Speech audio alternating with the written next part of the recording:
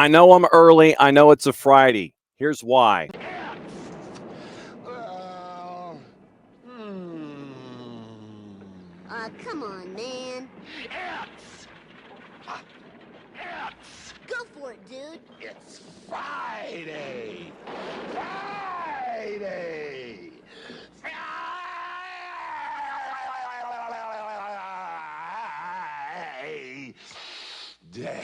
It's decision day celebration time. So here's the deal. I don't know who's coming in for Apple TV.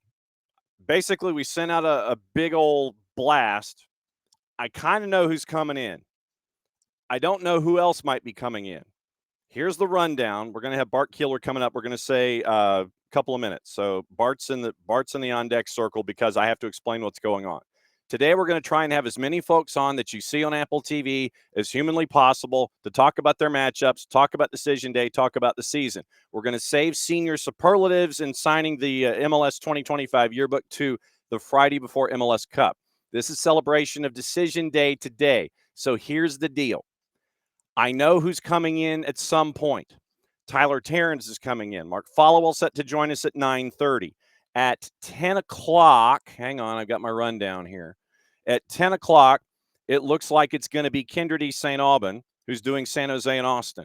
Danny Higginbotham set to join us at 10:10. He's got Charlotte and Montreal. Dax McCarty is set to join us at some point. I don't know when that's going to be. I've also got Kalen Carr set to join us. I don't know when that's going to be. If guests collide, guests collide. That's the deal. And we get to talk about the entire thing that's going on here today. First guest is actually in an airport, and this is the reason why Bart Keeler is on hold. Kacey White joining us. Kacey D, where you be? I am currently in Raleigh-Durham Airport right now, so waiting to board. I'm an hour delayed, but it allowed me to get on here, so I'm excited. Yes, you're batting lead off really quickly before you hop on your plane. What match are you and Jess doing? The Wonder Twins are where? We are doing Seattle Sounders at New York City FC, so I'm flying to LaGuardia to call the game from Citi Field tomorrow at 6 p.m. It's the only cross-conference game of Decision Day, so that gives it a little bit of an interesting twist. Yes, and so you and Jess, the Wonder Twins, are at Citi Field doing this particular matchup. We've emailed Jess. We don't know what her schedule is. She could be being a mom. I don't know. So she has been alerted. Probably. Egan's been alerted. So everybody's been alerted. I want to catch up with you real quick since you're in an airport. Okay. Of course. This particular matchup means a lot to NYC because of the chaos and positioning in the Eastern Conference. Do you have your mathematical equations ready? Hey, I've got about 36 more hours to do that, so I wouldn't say 100%. But yes, I mean, obviously they need to get the win to make it as close as possible. But Charlotte's really in the driver's seat for this one. But they're going to be focused completely on their game, try to get the win. It doesn't affect Seattle Sounders whatsoever. So I'll be really interested to talk actually to the staff this afternoon for Seattle, see what kind of team they're going to come out with, things like that, because New York City will be going 100% to be able to try to get the win. So it'll be a good matchup. 56 points right now. They're in fifth, tied with Charlotte, but the first tiebreaker is wins. Charlotte has 18 wins. NYC has 17 wins. When you've gotten into study hall getting ready for Seattle and NYC, what has stood out to you? What are you going to be looking for in this game at Citi Field? I think one of the biggest things that we know is that Alonso Martinez likes to get behind the line a lot. And Seattle presses really well out of a 5-2-3. So I'll be interested to see, that transitional game of do they press high and is NYC able to break that? And they have to be really aware of Alonso Martinez. He's just really great in behind the lines. For Seattle, we don't know what the lineup's going to look like. We talked to our buddy Nico Moreno from Sounder at Heart and Pulso Sports yesterday. His thought is that it might be first choice just to keep the rhythm going of that lineup, even though the game means nothing. And if the game is decided 60th minute, then maybe Brian Schmetzer does some swap outs and things like that. What's the vibe you're getting from Seattle? Are you thinking first choice just to keep rhythm and the importance of that heading into the postseason?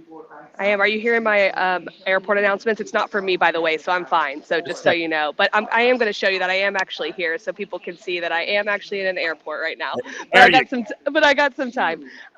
Yeah. So I actually completely agree with that. I think that sometimes you fall into the trap of other teams stay in form and then you haven't played for a little while, and then you have to come in and your team just isn't quite clicking. So if you don't have to manage minutes or you don't have to manage injuries, things like that, you can still have a measured approach about how many minutes players play together, things like that. But I think you come out strong. You get a good 45 to 60 minutes of the players that are going to be the most influential going into playoffs. And so that would be my expectation from Seattle. All right, so KCD, you're in RDU and you're heading I to am. LGA. So RDU to LGA, miles and points. Hopefully you get them. You and Jess calling that matchup.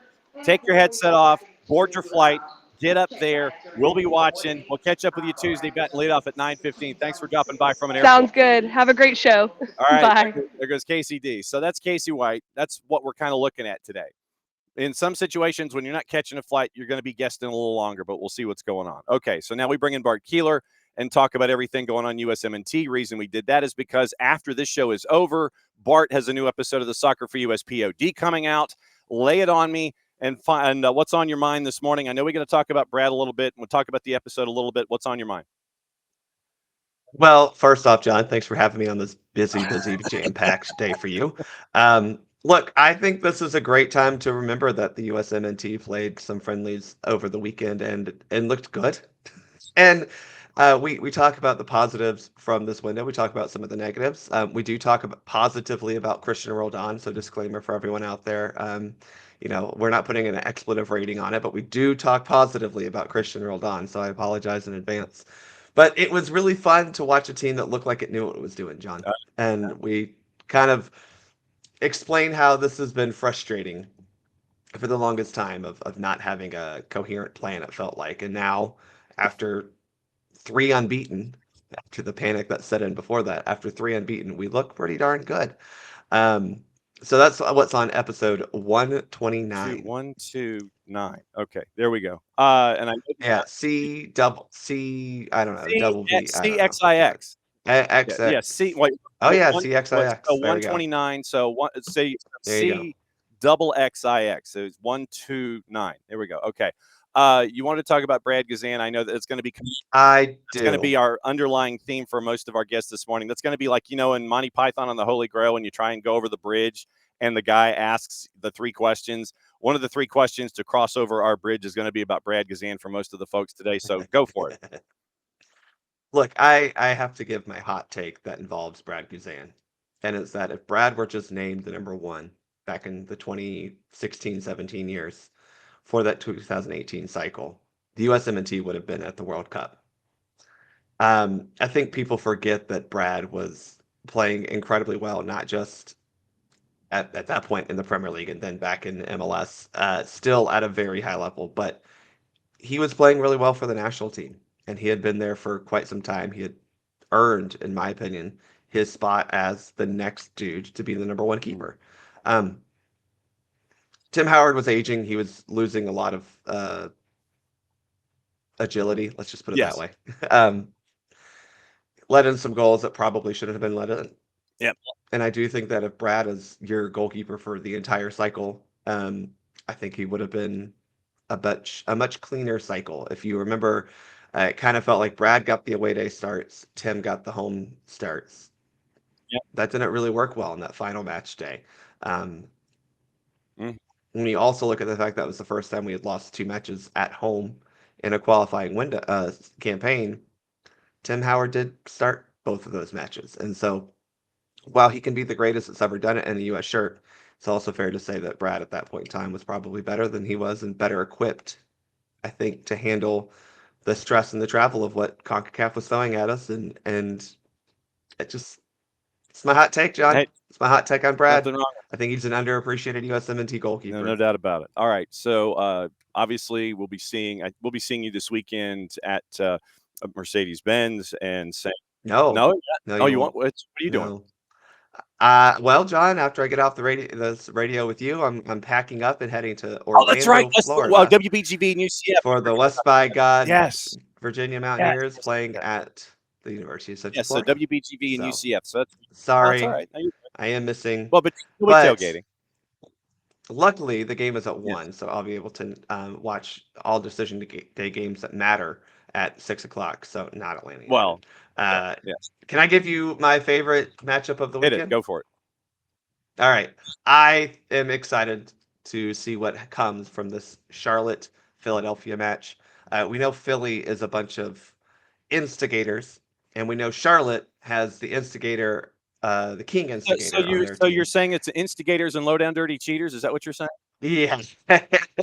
I'm excited for that, mainly because Philly hasn't look, they're playing for supporter shield, if you will, right? They've got to maintain their top of the table form. If Vancouver wins and and Philly loses, Vancouver, I think if the math turns out correct, will win the supporter shield. Yep, they're good. They have first place in the East locked up, but you got to imagine they're playing for something. Yes.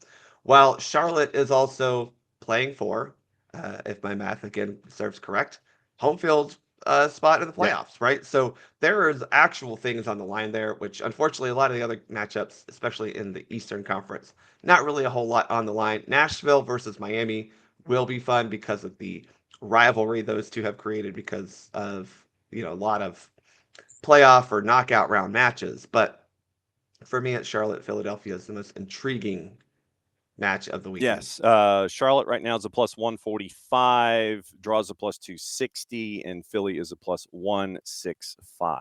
Yeah, I'm not putting any money on that No, game. I think I would put over under 7 yellow cards. Yeah, maybe. really? You ain't kidding. I would go. 7's a lot. I would go over 5 if they had any money on Yes. that. I'm right there with you. It's going to be chaos. We're just talking those types of bets. Jay. Yeah, really? We'll be talking about those too. So it depends on where you're going, but right now Philadelphia seems to be a plus 165 across the board. Charlotte, I've seen at 155 in the composite. That's courtesy of our friends at Odds Checker because our friends at Odds Portal were sleeping. Episode CXXIX coming up with the Soccer for US POD at 11:30, and it is cool to have you here to kind of lead off the chaos. You're batting second behind KCD and let everybody know what's going on. So, a new episode of the Soccer for US POD. You're heading out of town because you've got WBGV and UCF. Be safe, my friend. We'll catch up with you soon. Have a safe travel. We'll catch up with you next week. Y'all enjoy the madness of not just today, because there will be madness today, but enjoy the madness tomorrow on Decision Day. Yes, absolutely. Be good, my friend. And there goes Bart with the Irish goodbye. And so now here's the skinny. Here's the skinny. All right. So, like I said, here's the rundown of what we got. We know, like I said, Mark Followill set to join us at the bottom of the hour. 10 o'clock, Kyndra de St. Aubin. 10:10, looks like Danny Higginbotham. Dax McCarty set to join us at some point. Kalen Carr set to join us at some point. You've seen KCD. And KCD has already said, Kacey White, who came in batted leadoff for us this morning, she said, and she just literally texted me and said this. She goes, if I land before 11, I don't mind hopping back on, but no pressure. And so I said, and so I'm going to tell her right now to come on back. So that's where we are. And joining us this morning, and we're going to have issues with the man's ID plate. We're going to have some serious issues with it. One of our OGs who is coming in to crash the party, who is identifying himself as John Texter's Venmo this morning. TT, good to see you, my friend. Thank you for being a part of this chaos that we're going to have here on Decision Day. I decided to sit there and just turn the keys over to all of you folks, and we'll see what happens and see who ends up screaming in a corner by the time we're done. That sounds like a terrible idea, but if you ask my fiance, I am nothing but an agent of chaos. So I am here to stir the pot, throw some gasoline on it, throw a match, and then throw some more kindling on top of that and see what comes out on the other end. And I totally appreciate you wanting to be John Texter's Venmo this morning because I'm sure that your Venmo has more money than his.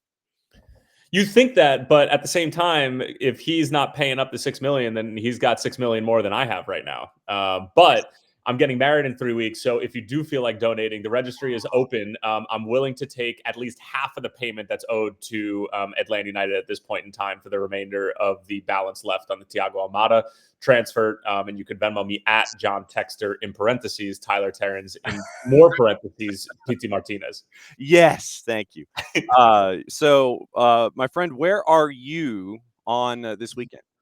I am at the City by the Bay. I am in San Jose as they host Austin. Austin are locked into the 6th seed, but San Jose with a glimmer of hope. And listen, I liken this, John, to Atlanta United situation last year.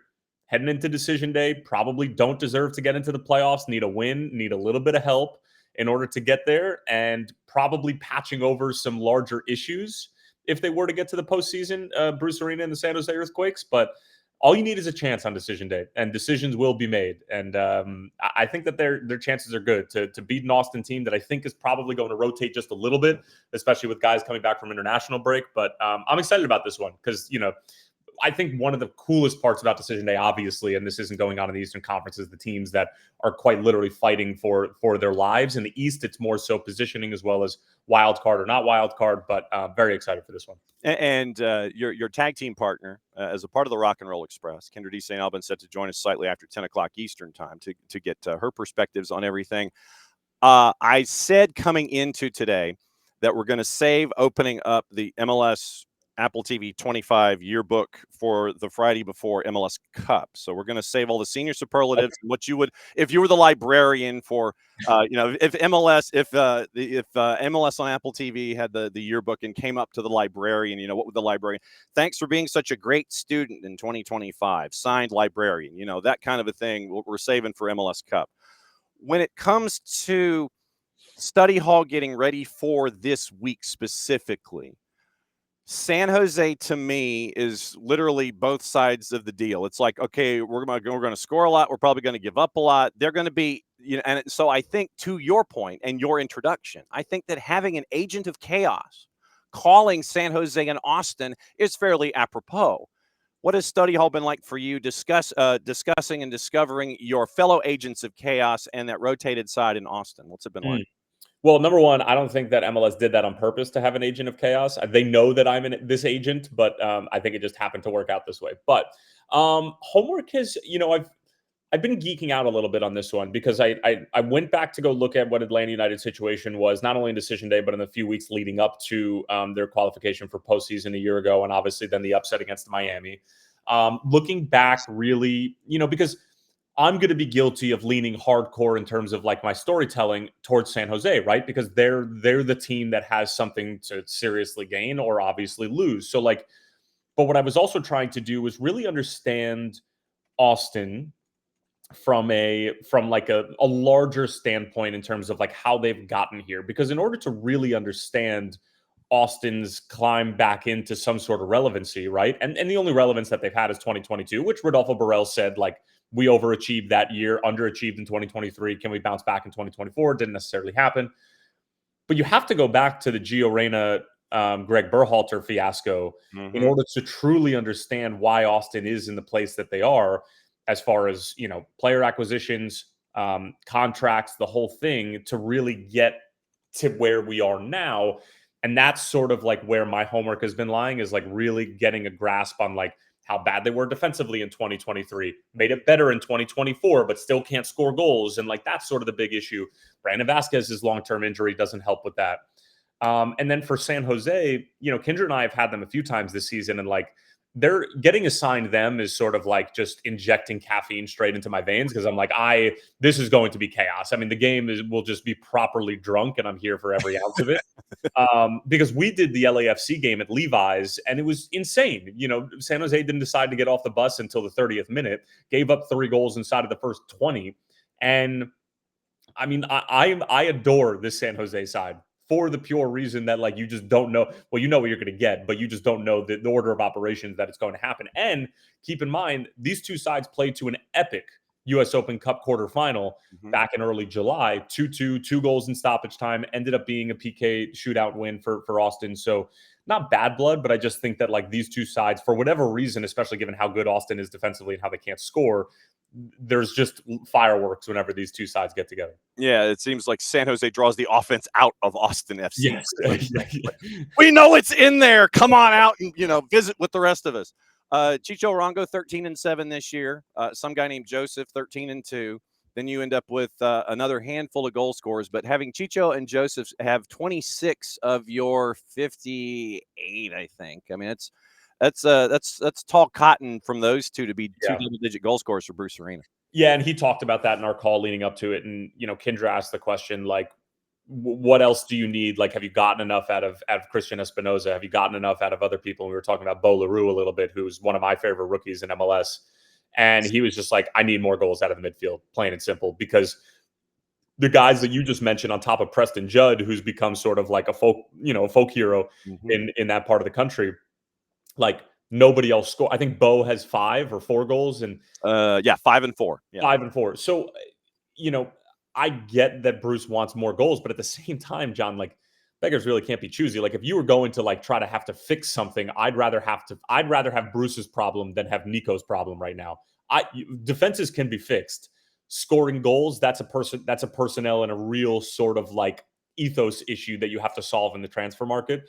But you're right. I think that they need some more support from further behind them. But at the same time, like the other thing to keep in mind too is that DeJuan Jones has missed 9 games this season for Bruce Arena. Yep. They've gone 2-6-1 when he's not in the lineup. And talking to Ted Ramey, the radio guy, he says like the wheels really came off when he picked up his second hamstring. I think it was his hamstring injury. And that's sort of been like a really big thing that they can put a finger on and a pulse of like why things have gone the way that they've gone over the past 7 or 8 weeks. So the wheels on the bus went flat, flat, flat when he got that second hamstring injury, huh? Yeah. Yeah, and it makes sense, right? Because if you're going to play this 3-back system that Bruce is sort of, become enamored with, and you're talking about a DeJuan Jones guy that is way too familiar with what Bruce Arena wants and is going to ask of him, and there's a pretty significant talent drop-off when you're asking guys like Useni Buda or Kinkanovich or whoever it's going to be to fill in. And let's keep in mind, John, that like DeJuan Jones is a national team fullback, 18 months removed. So like, and I know that wasn't the greatest period, for the U.S. men's national team, but that's clearly been an issue, and especially defensively. And like Bruce has just said a couple of times, on his defense, he's just like, we haven't been good enough. I haven't been good enough. But he calls out the personnel mistakes and like the glaring individual errors. And I was just like, well, if it's on you, then how do you fix that? And he goes, it's a daily battle. And I was like, okay, that seems to be more than just simply coaching. It's probably going to need to be rectified this winter. Yeah, I was going to say, I mean, there's only, and this gets into that whole chicken and egg argument. And you see that a lot here this season in Major League Soccer where, okay, the coach can only do so much. He and the staff can only do so much Monday through Friday, Monday through Saturday, if you're going to be on SNS. But if you teach 5 to 6 days a week and then it looks great, and then you go out there and it's just then how much of that is on the coach and the staff, and then how much of that is on the players who didn't implement it properly and got lost in game state and those kinds of things? But you know what the funny thing is about, and the individual mistakes that he's talking about, like I've witnessed them firsthand. Like some of them are just like schoolboy errors that like, I'm making on Tuesday nights at, in downtown Cincinnati on the West End. Like you can't account for that when you're going through your game plan. And I think that that's sort of what he's alluding to. Now, Bruce is really good about when he's in the media, shouldering the responsibility, trying to take some of the pressure off of his guys. And I do think that he has 2 or 3 good defenders, Daniel Muni from Indiana University being one of them, who's in his 3rd season now. But like Dave Romney, probably on his last legs. Reed Roberts, I don't think really has been it. So I think that he's still really trying to figure out who he can trust. I don't think that list is particularly long at the moment. And how do you cover for that, right? And especially if you're going to try to lean it, and they can't be a side that's going to really just sit in and like try to counter, because I don't think that they're quick enough on the other end to do that with Joseph. As good as he and Chicho can be together, I just don't think like the pace is actually there. So they have to go gangbusters. And like the coolest thing about Bruce is that he always finds a way to make his team competitive. And given what they came off of last year in the worst defensive season in Major League Soccer history, tied for 9th worst in points on 21, and doing what they're doing now, he's made them competitive. He's made them a team that has a shot on decision day. And I think that you need to tip your cap, specifically in a juncture in the club's history where they're up for sale in the majority stake in John Fisher. Mm-hmm. And he talks about all the time how far behind the 8 ball they are when it comes to facilities and the whole thing. I just got a tour of Chicago Fire's training facility on the near west side. Like, holy crap, spared no expense, $100 million. Guys from the Bulls are coming over because the Chicago Fire have equipment that the Bulls don't have. So like, and I think that he's right in mentioning it. I don't think it's like the reason why they're not a great team this year, but it all comes into sort of like this big thing of like, Bruce Arena is so good at coaching in MLS. And when you're around the league as long as he's been, you're going to know every single nook and cranny to try to get the most out of your team within the league that you know so well. Austin, for the longest time, own goal was the second leading goal scorer on the club. Then Brandon Vasquez gets injured, and you've spent all that money on those DPs, and you weren't getting any kind of a return on investment.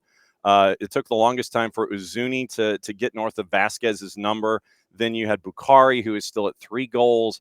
I mean, to me, I've stared at Austin all season long, and outside of cup competition in the regular season, Major League Soccer, it's like, where are the goals coming from? And they never seem to show up. No, and Kyndra and I saw them opening weekend against obviously a bad Kansas City side. Yeah.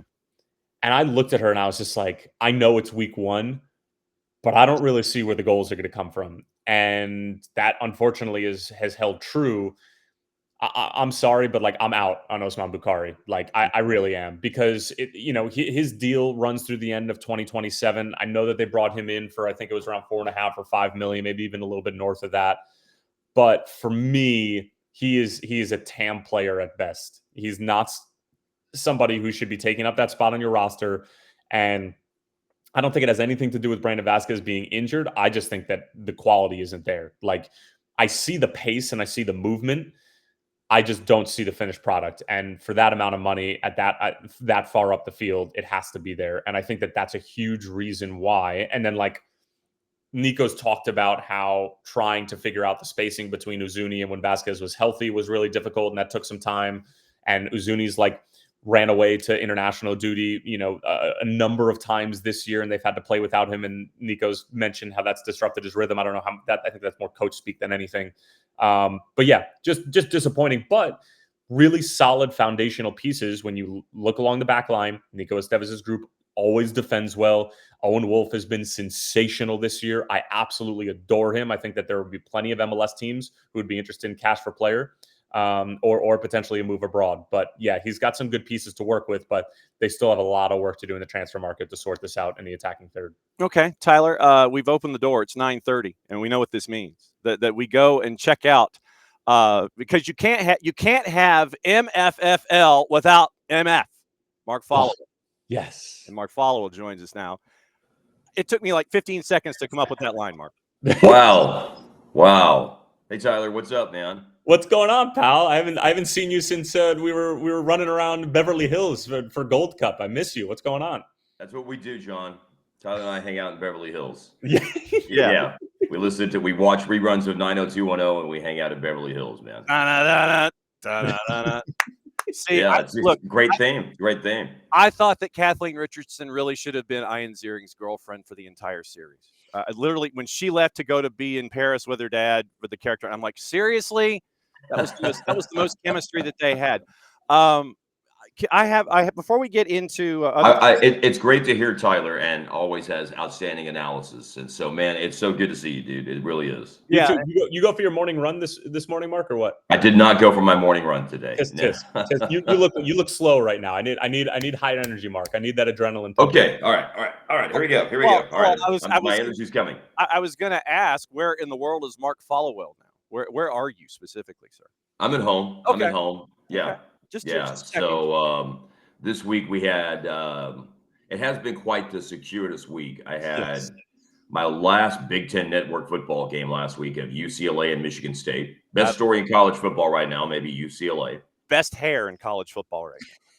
Certainly Jerry Neisel has the best hair in college football. And then let's see. Then I had Mavs Jazz in Salt Lake City on Monday, and we had Mavs Lakers in Las Vegas on Wednesday. Mm-hmm. Yes. So a light week for Mark Followill is what. Yeah, I mean, just nothing. Yeah. So at home and getting ready to go to Denver today. Yes, and I do want to discuss Colorado and the Rabid Prairie Dogs and LAFC coming up in a bit. My adventure of the week, guys, is that late. We were running a little bit late on our Mavs flight from Vegas yesterday, so we didn't get the start time that we wanted here in Dallas. But I did go to the State Fair of Texas yesterday and had 4 funnel cakes. So I need to do the run. So. Excellent. Yes, fried everything, and that's fried everything. It's like, okay, hey, literally. Hey, look, it's a Delta 88, and here's a seat from the passenger side, and we fried it. Okay, go ahead.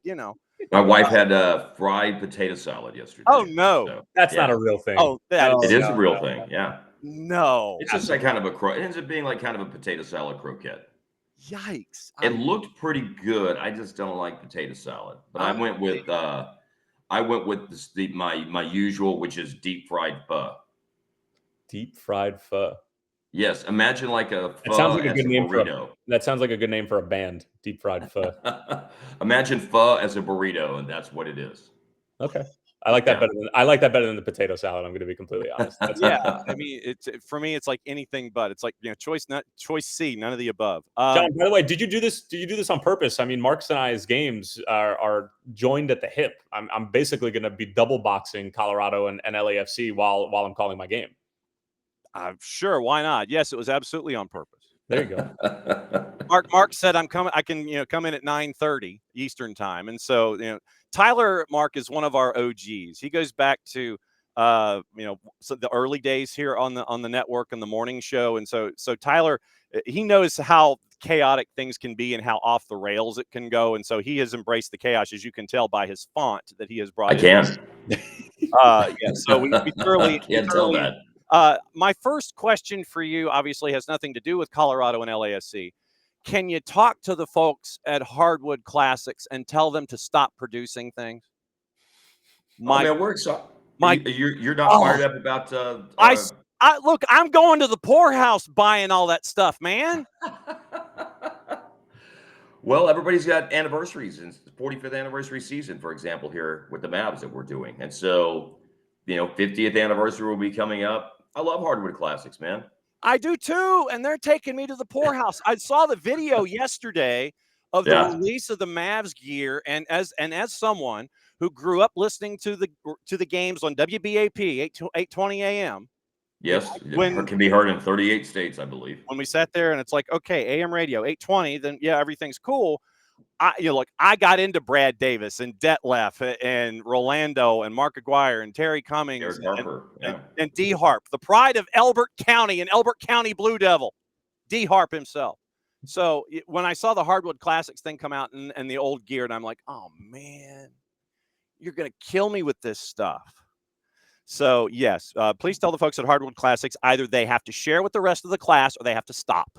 The bit of news that's interesting about it around here is I think a lot of people are excited about the green uniforms coming back for 12 games this year, but they also would like to see the old white with the green and blue accents come back too. So people are asking me, it's like, that's above my pay grade and not in a department I'm involved in. Yes. However, we do have a 50th anniversary season coming up in 5 years. So you just never know. Stand by for that. Yes. And also, games joined at the hip, Colorado and LAFC. Rabid Prairie Dogs and LAFC. LAFC's bringing folks back from international duty. What has study hall been like for you getting ready for this one that has direct impact with the other gentlemen here on the show at the moment? Well, Colorado is going into it, from their perspective, feeling unafraid and feeling that they're going to play on the front foot and they're not going to sit back and they're going to go for it because they have to, essentially. I know they feel pretty confident about what they have in store. That they think can challenge LAFC in this game, and that their perspective is, if you look at their results this year, they rise to the occasion against the good teams, and where they've gone wrong this year is performance against lesser teams, and where they drop points this year and why they're in the spot that they're in is because it's not because they can't play well against good teams like LAFC, it's because they can't meet the moment whenever they're playing against competition that isn't as high of a level as LAFC, if I could put it that way. I think LAFC, from their perspective, yes, they get Bawanga and Son back, and I think they're the class of the West. The only thing I would say about this game for them is, to our point about being joined at the hip with the games tomorrow night, is I think LAFC should fear no one in the West.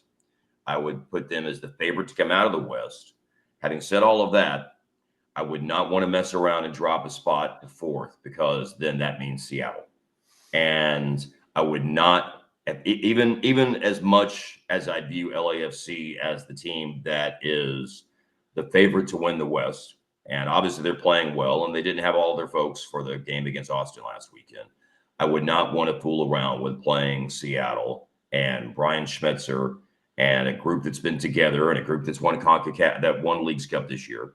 and get into a situation. Well, if you win game 1 at home, you have to go up there and win. Not an easy task. And then you get to one game winner take all in a first round series. So I think, to me, it was not positioned to us in the visit with Steve Cherundolo in that way. That's just Mark Followill's little opinion. Is I would not want to mess around with Seattle if I were them. So even though they can't move up to the number 1 seed, I would want to move up as high as they can or avoid dropping.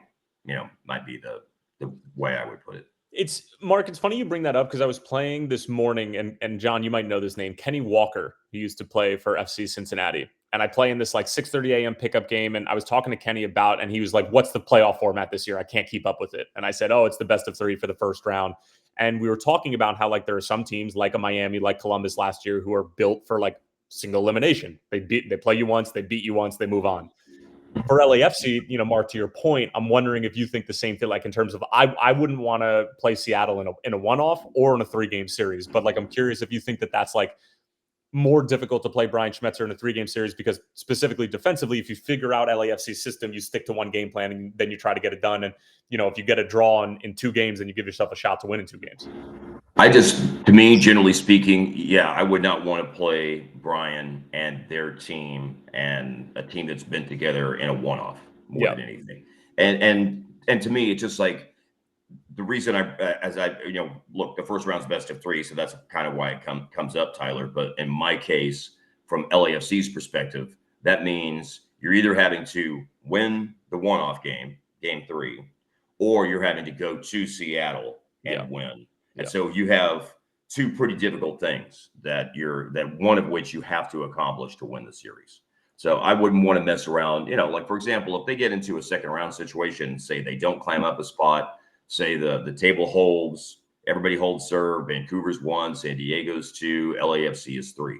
If you went and played a one-off game in San Diego, I mean, I know that they have a good crowd and they're a great story and everything, but I mean, how many LA fans would they be able to get into Snapdragon Stadium to change the calculus, for example, on how hostile the environment would be?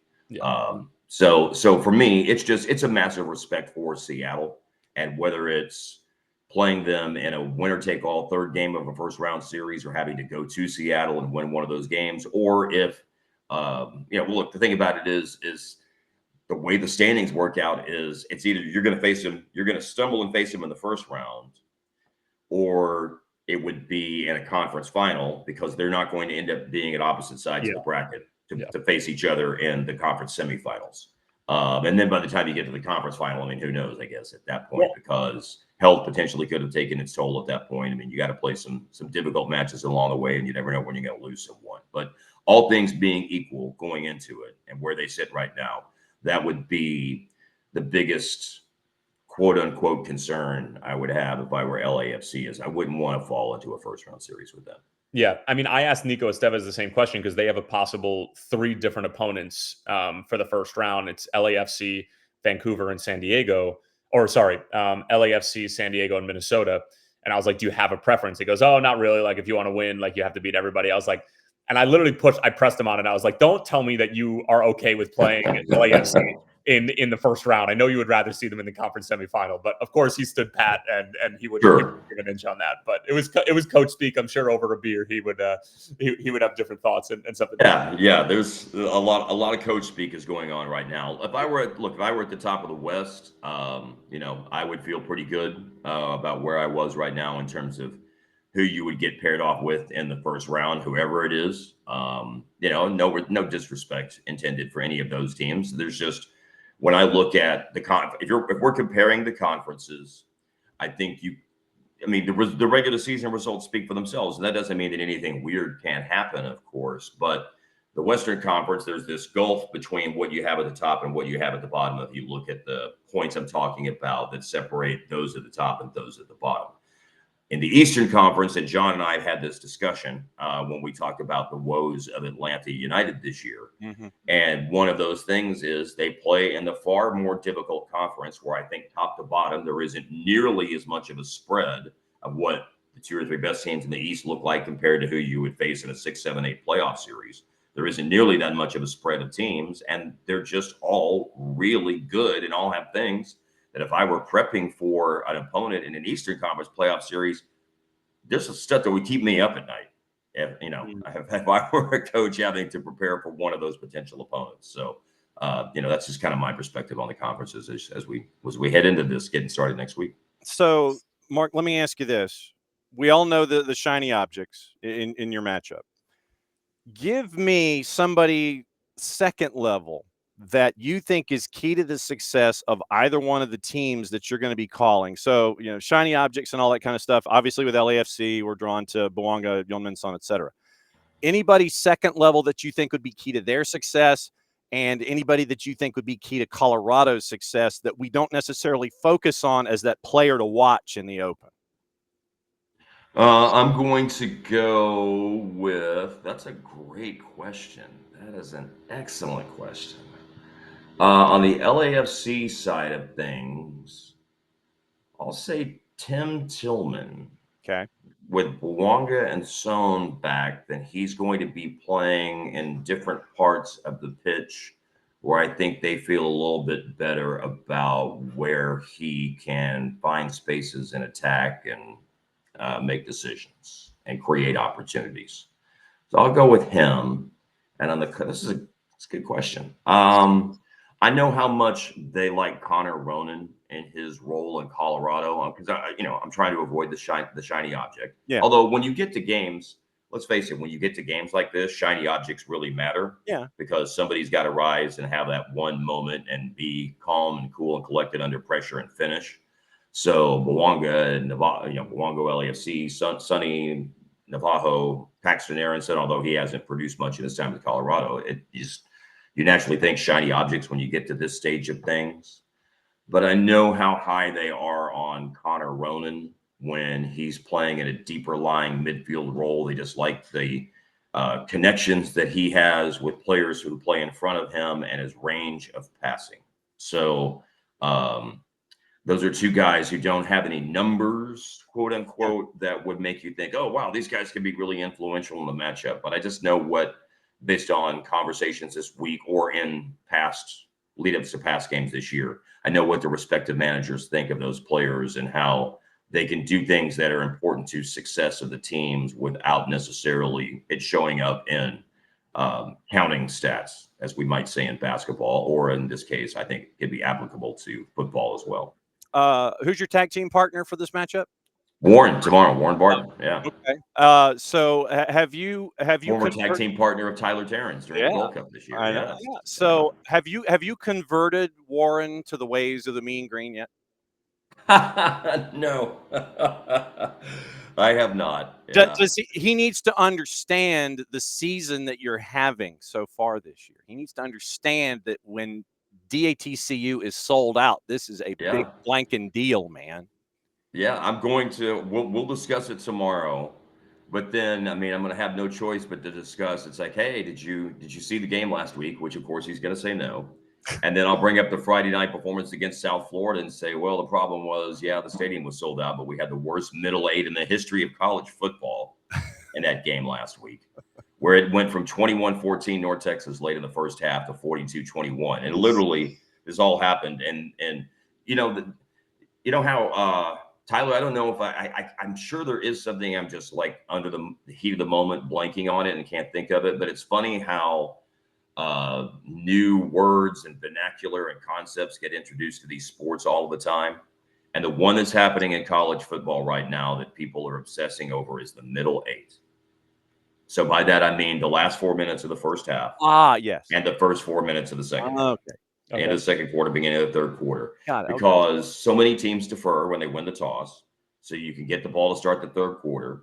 So how can you manage the clock at the end of the first half where you have the ball and you have the last opportunity to score, and then you've got a chance to double up because you'll get the ball to start the second half. Yep. So that's really that is the phrase of the year, I feel like, in college football analysis right now is how you handle the middle eight.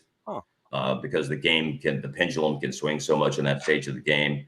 And we did not handle the middle eight very well last week. I mean, disastrous would be perhaps being kind for my Mean Green. Discipline, Mark. You got good coaching opportunities there. You head into the locker room. You got really good chances to like set your team up for success. That's all I got to say. Discipline. Guys aren't going out and executing, but that's what you get with college kids, right? They're just going to be off in their own world, and that's why we love college football. That is what you get when you put your faith in when your faith and your success rests on 18 and 19-year-olds. Texas San Antonio heading to DATCU is get in price, by the way, $32 for 3:30 Eastern kick. And I won't be there for it, but I'll be there for I'll be at DATCU for North Texas and Temple on Black Friday. So that's they're running a promo for the World Cup that if you go to that game and you pay $32, you get into the first game at AT&T Stadium for the World Cup as well. That's what I hear. Wow. Okay. I got to admit that's somehow that promo got off my radar. That's what they're calling dynamic pricing, is that they're pairing it up with mediocre college football games to get into the World Cup. Wow. North Texas 3.5, 65.5. Mark, as always, it's great to see you. I don't know any of that stuff. Yeah, really. Yeah. So it's great to see you, my friend. Congratulations on the recent announcement having to do with the round ball on the national broadcasting scale. We got to see. Yeah, thank you. Yeah, looking forward to being part of the group and getting a chance to do a few games along the way for them. So that'd be awesome fun. News, Mark. Thank you. And so thank you so much. Thank you. Just be safe, have fun, and we'll be keeping an eye on things, and we'll continue to raise all kinds of hell. And you're welcome here anytime, Crash. And it's always great to see you, my friend. Thanks, John. I really appreciate that. Tyler, man, so good to see you. Have a great call, as I know you will, tomorrow night, and we'll be watching your game closely as well, depending on what's going on. We get, the funny thing about it is Colorado's got they've got their fish that they've got to fry tomorrow night, and LAFC's got irons in the fire. So there's two really compelling storylines in the game for positioning. So we're looking forward to it, as I know Tyler's looking forward to his game tomorrow too. So. Yeah. All right. Safe travels, brother. Appreciate you guys. Take care. All the best. There he goes. Because I assume that the funnel cakes, they're probably just sitting. I mean, seriously, they're probably just sitting right there in that stomach. I feel bad for like 42 hours after I eat a funnel cake. I can't do it. It just doesn't go down the way that it needs to. But what are you gonna do? Yeah, I mean, being 714 years old, I know when it's going to be bad. You have to kind of budget out for it and those kinds of things.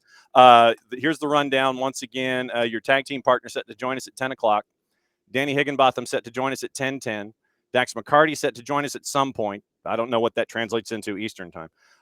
Kalen Carr set to join us at some point. Once again, I don't know what that translates into Eastern time. I think Jess Charman's going to try and join us. And Kacey D has said that if she lands at LaGuardia in time as the show is ending, she's going to basically be the bookends of the show, coming on, batting lead off, and parachuting in, and let us know that she landed safely at LaGuardia. This is the content that we have here this morning. Yes, I will stick around until my better half of the broadcast booth shows up, and then I'll make it feel like as soon as she popped on, that's when I wanted to leave. Okay.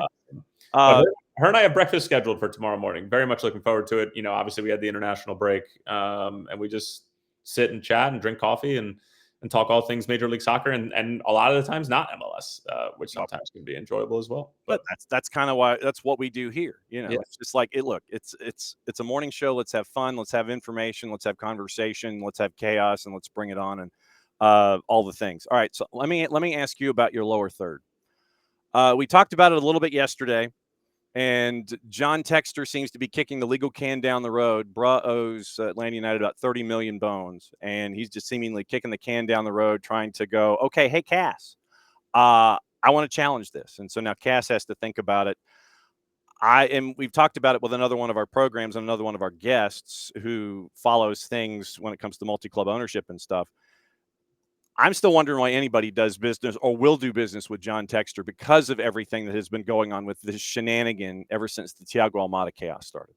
But I don't understand what he's holding out for, because that balance is $6 million, number one. Mm-hmm. And number two, what do you think? You're not going to have to pay it at some point in time? Like, sure, you can kick the can down as far as you want, but like, you're going to end up paying the fine. You're going to end up paying the remaining balance. Like, I don't really get why. Like, what are you trying to accomplish at this point in time? I really like, for the life of me, I don't understand. And owners and people in those positions in our sport do some crazy things sometimes. Mm-hmm. But like this in particular just seems so black and white. And I'm like, what do you think you're going to win or prove with all this nonsense? And from everything I read, it seems pretty clear cut. I don't know why FIFA continues to say like, oh, we need to take a deeper look at it, blah, blah, blah. And I'm like, what do you need to take a deeper look at? Slap the fine on him, make him pay the money, and let everybody move on with their lives. Like this whole nonsense of, well, sold him to a football holding company and not actually a football club. Like, get the hell out of here. No, it's literally this is as I have tried to parse the details. Literally what you did is, okay, you had a transaction with the time. It just so happens that the franchise that you transferred him to is a part of a larger conglomerate. And we know that you can shift, deck chairs and do whatever, fine. So the key is that the money that was owed, it's 21 million, and that was owed, and you missed your first two payments, if I remember correctly. So was it the first two or the last two to get rid of the remaining balance of 6 million? No, it was literally out of the blocks. No, it literally no, but he ended up paying sorry, keep going. No, I thought it was just from what I understood, it was the first two payments he missed to Atlanta United, period. And then it's like Atlanta United was like, bruh, you got to like pay here. And he's like, no, I need more time. But it was after missing the first two where Atlanta United went to FIFA and was like, you see what's going on here. We need a judgment on this. And that's when it went to FIFA, and they came up with their judgment, and they told Texter that you've got to pay this. And it was $3 million at 3% interest, and then 18 million at 3% interest, and it continues to accrue. And then you have the sell-on fee that was that's there with Atlanta United involving Thiago Almada. So that's, I think, another 5 on top of it. So you're looking with interest somewhere close to 30 million bones here. And John Texter he's like, no. I know I missed the first, but I thought we had an understanding that I was having problems with it and that we could work something out. And Atlanta United was like, well, no, you missed the first two. And he goes to FIFA and he says, I need more time. Then he goes to CAS and says, I need more time. And literally it is driving me nuts. And it's driving a lot of Atlanta United fans crazy. And Botafogo fans are mad because they're now on a transfer embargo.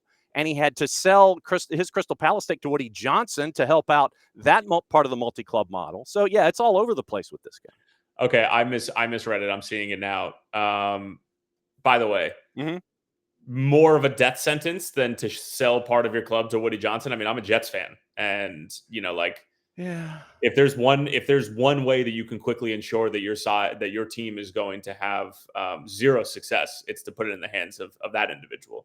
So we don't need to go there. And I don't really care, but I'm happy to go there at the same time because the pride of Harrison High School, Justin Fields. Yes. He's a local. So bad at football. So bad. I mean, he's a phenomenal athlete, and he should go be an Olympian for the United States and win 5 gold medals in 5 different events. But you need to be able to throw the football. I'll tell you what, why didn't the Jets go trade for Joe Flacco? Because having Justin Fields as your quarterback is more or less the same thing as having a quarterback with turf toe. So we could have easily gone to get him. But anyway, I digress. This Texter situation, I don't get it. And needing more time and the whole thing, I'm just like, yeah, he does not really seem like a. I don't think he's got the coin, and it's not liquid, and he can't, because what he wanted to do when he was last year, when he was part of the group that owned Lyon at the time, before I think he sold to Michel Kang, he basically went to their version of the FA.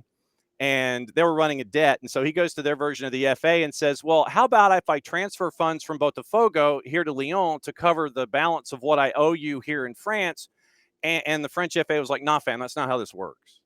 You can't just transfer funds from one club to another to settle a debt. And that was why he eventually ended up having to sell, was because you had that and the Nottingham Forest situation and all these different kinds of things.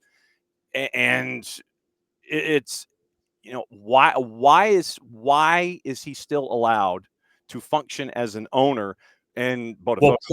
Plucking him now from everything that he's got his tentacles in would be more of a disaster than letting him stay. So I have a feeling that's probably why. But I'm with you. But once he settles his debts, he should be placed on on a blacklist of you are not allowed to go anywhere near the beautiful game. Yes, you're not good for it. No, and so maybe you're on double secret probation, or the owner's version of the death penalty. something like that, where you're not allowed to function or anything. So it's just So your lower third, I knew it was going to drive me up the wall, and just because of the recent stuff from Cass. And well, I mean, for those that might have missed, for those watching on the video side and just listening live, last time Tyler came in, he was Pity Martinez. He faunted himself Pity Martinez from an airport. He was sitting in front of a Sbarro, waiting to hop on a plane at CVG to go to parts unknown and call for Apple TV. By the way, apparently the new home for Formula One come 2026. I believe that was announced this morning. So huzzahs and hoorays for those of you at Apple TV for adding Formula One to the mix. But yeah, so he came in as Pity Martinez. He's coming in as John Texter's Venmo. How are the I forgot to ask. This is so silly of me. How are the plans for the wedding going, by the way, 3 weeks away? I'll tell you what, I'm not the most popular man in the house, leaving for San Jose and going across the country and not coming home until 6:00 on Sunday. Is that the case, Kyndra? Is he not the most popular man in his own house? I want to know why he's not coming home till 6:00 on Sunday. I'm landing at 5:30 in the morning. Because there's no red eye that can get me home in time. It's not worth it. So the next option is landing at 6? Well, because I'm gonna, first of all, good to see you, Kyndra. Always. Well, first of all, the fact that I have to follow you, what the heck? Who planned this setup? He crashed. He crashed. I'm just kidding. It was probably my schedule, anyways, that dictated knowing the craziness that I'm trying to accomplish over here. No, absolutely. But yes, apparently Tyler is the least popular. It is like literally, it is the boss, it is Nala, and it is Tyler right now with 3 weeks to go before the wedding. Well, that doesn't surprise me one bit. That's how it is in every house, isn't it? Mm-hmm. I was popular when I made dinner last night. I there you go. Solo stove outside. I had everything ready for her when she came home from a women's networking event at GE, like she usually does once a month. And then this morning it was like, all right, bye, see you never. And I have 17 million things to do for the wedding, and you're just going to go talk about soccer for 2 hours and be gone. So. She's just, doing engineering things, solving world problems. So I'm sure it feels, you and I had this conversation at breakfast a couple of weeks ago in Chicago. Like what we do seems a little bit lower on the scale than what she's accomplishing over at GE right now from an engineering standpoint. But you know what? We bring people joy and happiness with, soccer. It's a chance to escape. We're just pure entertainment. Yeah. We'll keep telling ourselves that until we feel good. Yep. The boss in Tyler's household brings things to light, and we just sit here and talk about the beautiful game all the time. My friend, it was great to see you. Thank you for crashing. Will you please update us on everything coming up on the impending nuptials as we go forward? Of course. And the handoff here to hour number 2. It's great to see you, my friend. You can crash anytime. Appreciate you, John. See you in 24 hours, Kyndra. Yep. See you for breakfast. There it goes. All right. So, Tyler is one of our OGs, Kyndra. He's been with us forever and ever since we kind of started this madness. And so he's like, my flight doesn't leave till like 5:30, so I can come in, I'm like, okay, fine. So we had him, we had Kacey White come in as she was boarding her flight in Raleigh. We had Followill come in to talk about things, and now we have you to discuss the other half of the equation. I think Danny Higginbotham is slated to come in behind you. I know Dax is supposed to come in at some point, and Kalen Carr is supposed to come in at some point. So that's the rundown. Perfect. That's the rundown as I know it. There could be other folks. There could be chaos. I don't know. You know what, though? The beauty of it is each of us can come on for like 10, 15 minutes, spew our stuff, and because all of us are just, running somewhere else. So we just give you a little bit of hopefully wisdom, and then we head out. Exactly. That was the plan. In addition to bringing in chaos, it's like just kind of put faces to decision day, focus on matches and things like that. We talked to Tyler a little bit about the matchup that the two of you are going to be covering. How much chaos are you anticipating, knowing that everything is on the line for San Jose and Austin? Yes, but not as much. How much chaos are you thinking that's going to happen here? Well, I think this could be a case where San Jose actually rides roughshod on this one, because I do think Austin might fall into this little bit of a slip of we've secured 6th position. We can't get better. We can't get worse. They've been in this crazy grind with US Open Cup. It sounds like that really took a toll with that US Open Cup final and the way that went down, like mentally and emotionally, to get over that. And Nico Estevez keeps referencing like, hey, I'm glad we have 2 games before playoffs start to kind of get ourselves right and get ourselves back in a routine. So that just tells you how much that kind of did a number on them to make it all that way and lose in that fashion. So I think that they were more trying to just get through this to get to the postseason. And we can all tell ourselves as professionals and having played in sports and everything else that you're going to show up and you're going to give it your all and you're going to treat it as a must-win situation. But we're also all human. And so I have this feeling that Austin may be looking past San Jose. And even though the result technically doesn't matter on the stat sheet, on the standings, it does matter, I think, mentally and emotionally on how they go into the postseason. And they might feel like they let themselves down if they let this one slip. And San Jose, on the other hand, you said it, has nothing to lose and everything to gain.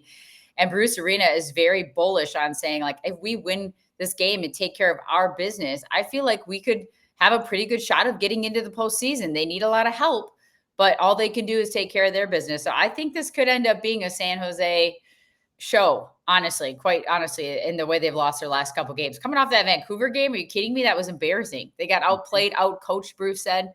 So I think they're going to come with something to play for. Where are the goals going to come from Austin? Oh, that's a good question. We talked about this yesterday with Nico Estevez, and Usman Bukhari has been good, but not good enough, in my opinion. I think he has trouble with his decision-making in the final third. Too oftentimes he takes it himself when he should be passing, and he passes it when he should be taking it himself. I think he's caught between two minds at times. And Murto Ozuni, if he's healthy and ready to go and fit and ready to play mentally and physically, he should be the guy that's kind of leading this line. I know he wears the number 10 and I think he's listed as a midfielder, but for me, he's more like an attacking player that should be pushing a little bit higher up the field. And they need more from him for how much they paid for him. So for me, that's kind of where my eyes fall for this game in particular. In particular, I would love to see Owen Wolf with a few more bangers. I mean, he's capable. But, I also love that he's a little bit deeper in play make. So I think Murto Ozuni, this is his time. He's got to shine. He has got to step up and shine because they paid a lot of money for him. And I don't think they've gotten quite what they needed out of it. And if it's not Chicho or Joseph, who's the third option for San Jose? I said to Bruce yesterday, I said, does it bother you at all that Espinoza isn't more goal dangerous? He's, an excellent crosser of the ball. He's a great assist man. But he has that ability to cut inside and be goal dangerous. And, whether it's on his right or his left, quite honestly, I think he can be effective. I would love for him to find a way to kind of bust in these moments and be a little bit more effective from a goal scoring perspective. I think he only has 4 or 5 goals on the season. Yeah. So it's not like that's his thing. But why not? Why not be that person? Or, Bo LaRue, who I thought has been fantastic. He's fizzled a little bit as the season has gone on because it's very demanding. It's physically, mentally demanding. It's a long season. But now Bruce has been kind of resting him, giving him a little bit of a mental, physical break. So is this the time where he can come and shine? And there's nothing I love more than that, like late arriving run on top of the 18 that nobody's expecting and that you end up being the finisher. Because everybody's on Arango, everybody's on Martinez, all eyes are on them in and around the box. So can he maybe step up in this time to shine decision day? And if they make it to the postseason? With someone like Bo, I think that with a young player, with all the young players that come into Major League Soccer, I think probably the most matches they ever play in a year would be on the collegiate level. There's always that moment where they bonk. And that, for those that don't know that term, that's the running term where you sit there and you just hit the wall. And it's about learning to get past that as a soccer player, pushing through that and understanding that your body can do more in a season. Are we getting to that second step with Bo LaRue now where he's kind of pushed through the madness and he's like, okay, I know that I can do more here? Are we at that stage, you think?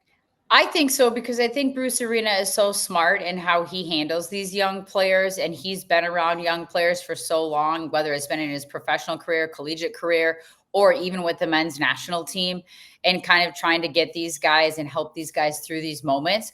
And for me, a lot of times with the young players, it's just as much mental and emotional as it is physical. Because you have to imagine that most of these guys that have come from college were the top dog, right?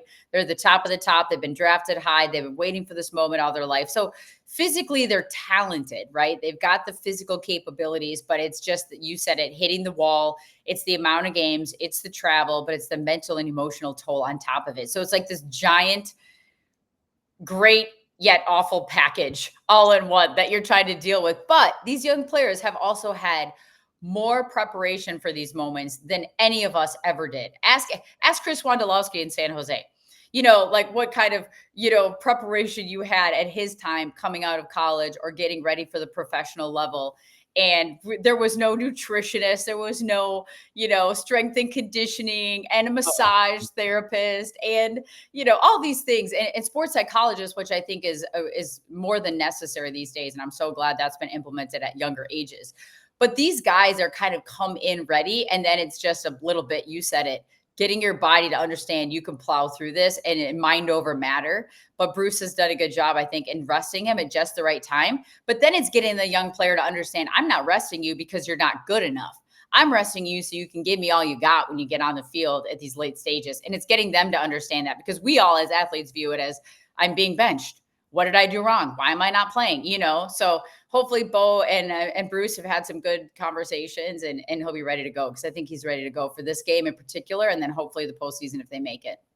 You're in the Western Conference this week for Decision Day, and the playoff races are interesting on both ends of the spectrum. Seattle's just kind of there. They're watching everybody else and seeing what's going on. The activity in the league group and then the chase group in the Western Conference. How many devices are you going to have fired up in the booth, keeping an eye on everything else so the math is there on Decision Day for you? Well, first of all, you said one key word there, math. And I don't do math. Me? I leave that to Tyler, and he knows it. If he brings up math at any point in the broadcast, I'm like, nope, I don't do math. Like, I can look at scores, but I'm not doing math. So I'm going to leave all that rigmarole to Tyler and to the producer and the director and everybody else, the powers that are much smarter than me. I guarantee that I will have some sort of alerts, silenced on my phone, but going off to kind of give a score update. But usually Tyler kind of smacks me on the arm and points at his screen if there's something meaningful that's happening, So that's usually how I kind of roll with it. But same thing though, like the fact that we're on the West Coast, we get those early games. Mm-hmm. So I'll be watching those in the hotel room where you're glued to that. And you just want to know what's going on in the league and around, especially on Decision Day. And some of the not meaningful games are still meaningful and they can still be good games. So that's always, I look forward to those too, because I think there's some surprises in those as well. He smacks you in the arm?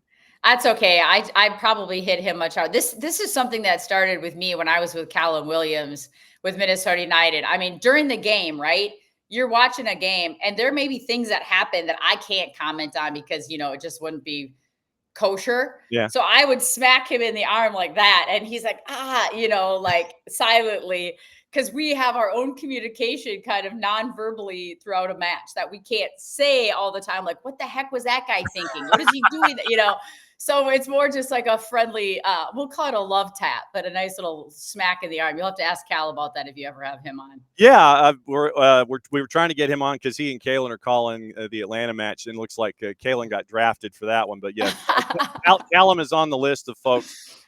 Just to give you a bit of a warning, we are going to do this again the Friday before MLS Cup to open up the MLS high school yearbook and sit there and sign it and sit there and do all the superlatives and things like that.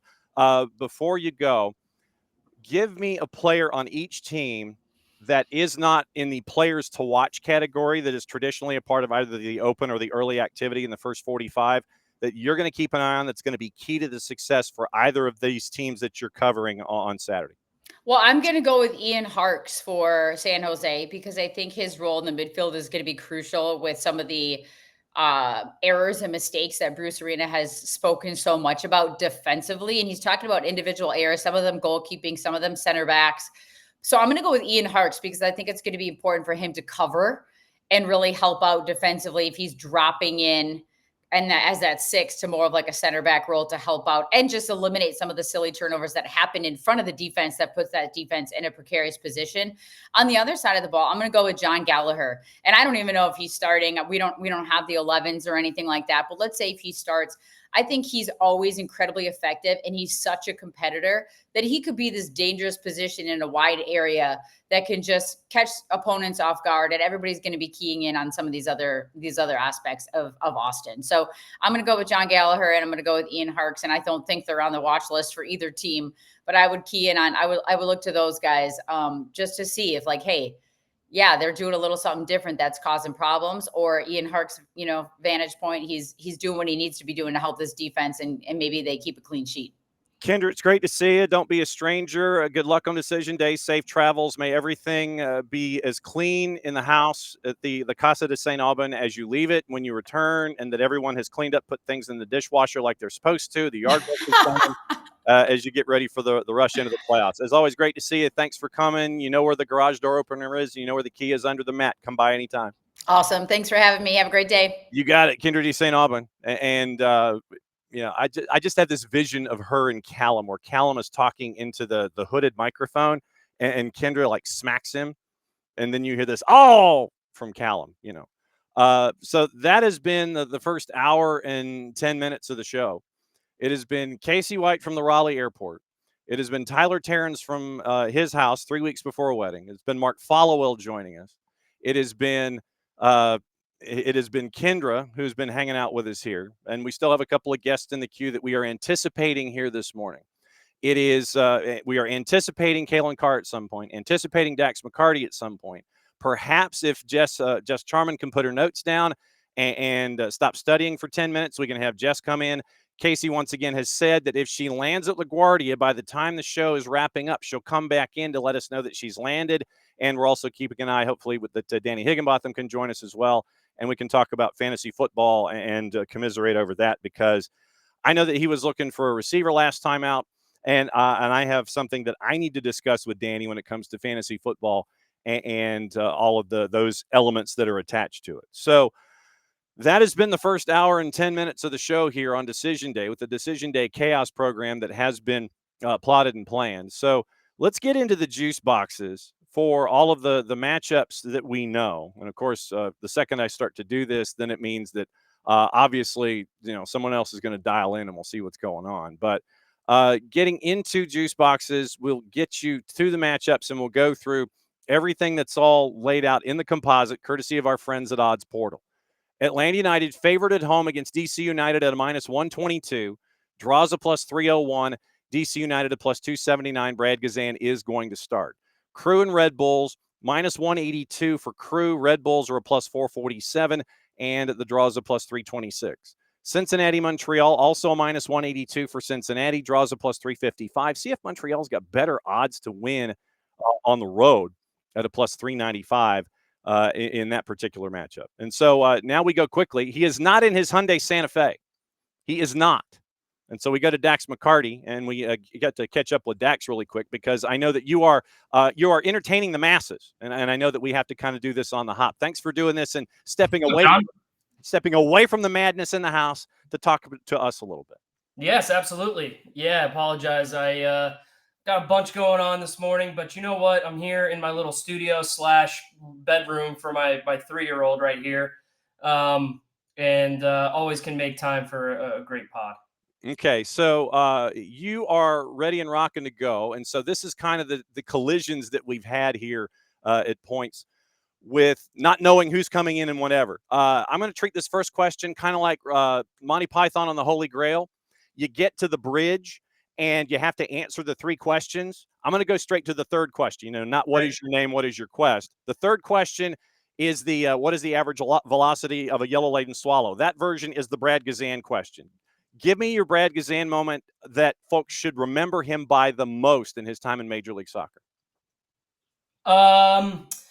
Easy answer would be leading Atlanta United to their first ever MLS Cup title, which was, I think, a seminal moment for Atlanta United, for soccer in the South, for Brad Guzan in his illustrious career. Atlanta United during 2018 basically rewrote what it meant to be an expansion team, to come in and essentially have amazing success right out of the gate. As I hope everyone can also see, we're welcoming in, if not the top analyst on MLS Season Pass, certainly one of the top analysts on Season Pass. And by the way, for people that don't watch our MLS Countdown segments, we throw it to this guy all the time, and he is easily one of the best dressed nowadays. I've heard he's gone through a little bit of a career renaissance with his dressing, but I digress. Danny Higginbotham. Brad Guzan, the moment that will stick out forever for me, other than his MLS Cup win, is the series that he played last year against Inter Miami. And it's not just amazing saves. We can talk about his performance. It's Netgate, how he ended up in the net after Inter Miami scored a goal, the anger with which he could not get out of the net, and the anger with which he addressed Suarez, who was in his face. And I got to be honest, Suarez has a screw loose. He wanted no part of Brad Guzan angry. Okay, Brad is a lovable teddy bear, but when you get him going, he's one of the most fearsome individuals that you can come face to face with. I know from personal experience in training, I could get under his skin a lot. But that moment for me will stick out in certainly MLS lore, but Atlanta United lore forever. Danny, I know that Dax only has a couple of minutes, so I'm going to keep you after that because I know we have to talk fantasy football, and that's a big topic for both of us right now. Since whoa! We're talking fantasy football. Yeah. Okay, I can give you another couple minutes if we're sure. talking. Okay, yeah, absolutely. Danny, when it comes to Brad, what sticks in your mind with Brad Guzan? Whether it is the competitor, the career, Major League Soccer, choice D, all the above. When I mention Brad Guzan to you, what sticks in your mind? What Dax just mentioned then, because we covered that game, and when he fell back into the net, it was just like it felt like it was sold as like a comedy moment, and he just couldn't get out. But obviously, I know of him from when he played in England when he was at Aston Villa, and he just seems to be a goalkeeper. I think everybody was questioning for a while. Last year, I thought he was outstanding. I thought it was absolutely brilliant. And then you speak to the people now at Atlanta, because we covered Atlanta last weekend against Miami. And obviously, they've got the young lad in net now. I think it's Hibbert. Mm-hmm. And everybody said that it's just been unbelievable for him. It's sort of been a mentor for him and everything like that. And when you hear things like that, it's always, it's great to hear those things, because nobody likes to be replaced, especially by a younger player. So when things like that happen, it speaks volumes about the individual. But just going back to goalkeepers in general, they're all off their heads. Every single one of them. They are the easiest people on a football field to wind up. I don't know whether you used to do it, Dax, but like whatever team you're at, the goalkeepers would have their own routines. So the goalkeeping coach would be with them. They'd be warming up, and we'd be running past them, and we'd just start belting balls at them. And they would want to fight you. They would literally want to fight you, and they're just the easiest people to wind up on the planet as well. On that point, never underestimate the ability to get under a goalkeeper's skin. When you're doing a shooting exercise, you get all the shooters together and say, hey, everyone on this next round, just try to chip the keeper. That's all you got to do. Just try to chip the keeper. And after about the third one, they start to catch on. And if they catch one, that ball is being punted into the forest. Okay. Brad Guzan, we've seen it before. He's punted the ball into the forest and hasn't been happy with the banter taking place. Cause when they get a little bit older, I think the less reps in training they can do, the better. And when you're wasting their time trying to chip them all the time, it is the perfect way to get under their skin. But listen, there's not much more to say about Brad that hasn't already been said. If you watched his press conference yesterday and saw how emotional he got talking about kids and family, I teared up because I know what his family means to him. I know what my family means to me. I'm sure Danny can say the same. It's just your family's there on the whole journey, throughout the whole journey. And Brad's family's been with him every step of the way. And you heard him. They want him to keep playing because of how much it means to them. So really special moment for him. And I'm really glad that Atlanta United, it was a no-brainer, but I'm really glad that they are making this final game essentially all about Brad, because in a season that's essentially a lost season, you can cover all the negatives, and we have plenty of times. The one positive you can take away from it is that now you essentially get a day where there's nothing on the line and you just celebrate an absolute legend of Atlanta United, and it's just about him. So that's the only silver lining I see for decision day in Atlanta United. What other stories, Dax, are you looking forward to the most? Because Danny's got Charlotte and Montreal in the East. There's some attachment there. There's chaos in the East when it comes to placement. There's chaos in the West when it comes to the top four. Seattle's kind of just hanging out and looking at everybody and then getting in and staying in. What are you looking for the most on decision day? There's three, I think, main storylines to look out for with regard to playoff seeding. Well, the first one and the most important one is who gets in the West. 4 teams can either be in or out in the play-in game. So that for me is a fascinating story. Vancouver FC Dallas is easily the most compelling game because you have the Vancouver Whitecaps. I feel like the darling of MLS right now, and the heroic kind of underdog who's just been great all season long, hosting FC Dallas, who's been in great form under Eric Quill. FC Dallas missing their two best attackers. Can Eric Quill fashion a miracle and get FC Dallas into the playoffs, going to the belly of the beast? And Vancouver going for something they've never gone for before, winning the West in the regular season. In the East, you have that fight for the fourth seed in the East, and it's so crucial. Danny, which game do you have? Charlotte, Philadelphia. So Danny's got a huge game. So Charlotte, if you look at Charlotte, Philly, you have NYCFC, Seattle, and you have Nashville, Miami. Any of those three teams, Nashville, NYC, and Charlotte, can get in that top four seed, and all three of those teams need it. They all have double the amount of wins at home than they do on the road. So don't underestimate where things are going to chop and change on decision day for that seeding. And the other one I'm looking at is LAFC. And can Denny Bwanga put pressure on Lionel Messi for the Golden Boot? I don't know if you've seen Son Heung-min and the bromance going on with him and Bwanga. I have a prediction that Son is essentially going to pass up any break he gets to try to get Bwanga that Golden Boot. So a lot of really compelling storylines to follow on decision day. Okay. Danny, you want to go ahead and we'll talk fantasy football so Dax can go? Dax wants to be part of it, don't you, I've heard? I want to be a part of it. I just had Jamar Chase go off for me last night. I was absolutely buzzing. He was incredible, wasn't he? No Flacco. Hey, the old guys can still do it, Danny. Huh? He's been there for 10 days as well, and he's just got the instant relationship. Yeah. So I was all right. I had Chase Brown last night, so he's the running back. He got me a few yards, and I need some others to step up because so what happened when I moved over here?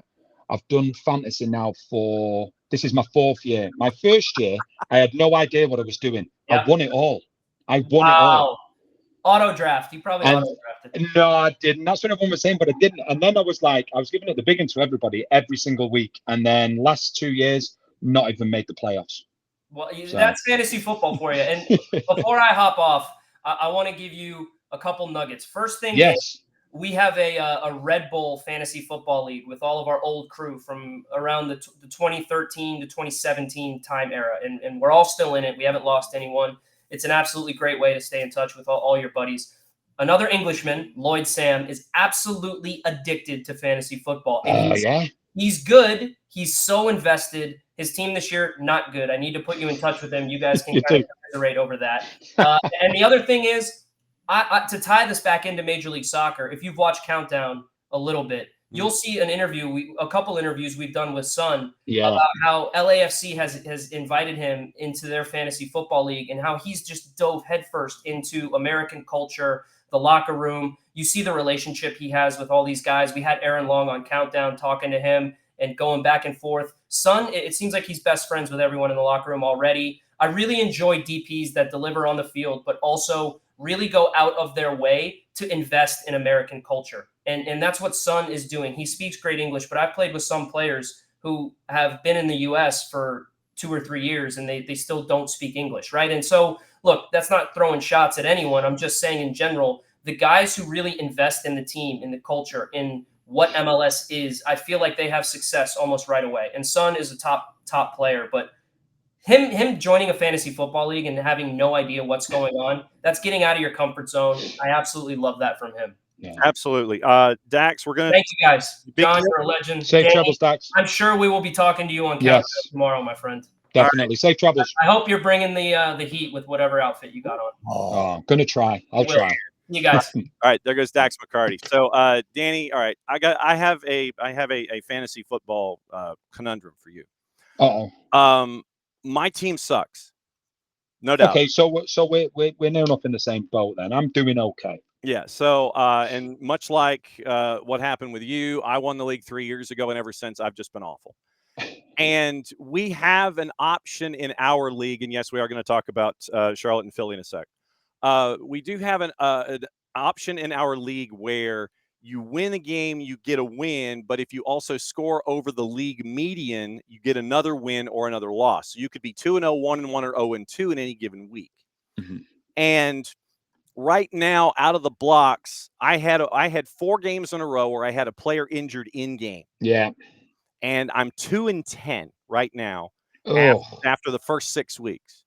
I literally had some of the folks at the top of the ladder coming after me, and I had one of the guys tell me in a DM to do this deal. He says, "You're not competing." That's literally how he started it. You're not. So he wants your best player. Yeah. Wow. No, Yes. don't do it. Well, do not do it. And so he goes, "You're not competing, and you need help for next year." And so it was a deal for like his #1 draft pick, and that would give me 2 1s in next year and everything. And I've never been so fired up when somebody in my league tells me that I'm not competing. I'm tempted next season to change my team name to "You're Not Competing," and he spelled it YOUR. Oh. You're not competing. And so I'm literally that mad at this guy right now, to where I've got 2 #1s next year. I'm trading some picks, and I'm trading Cortland Sutton away. I got J.K. Dobbins back in return, but I'm so mad at this guy that I want to bury him. I've got an idea for you. Yeah. The guy that wants him off you, is he competing at the top? I believe so. Do you know who his competitor is? Oh, I've got to look at the ladder. Yeah. Look who the competitor is, and have a guess what you do. Okay. You offer him the guy that he wanted. Yeah, there you go.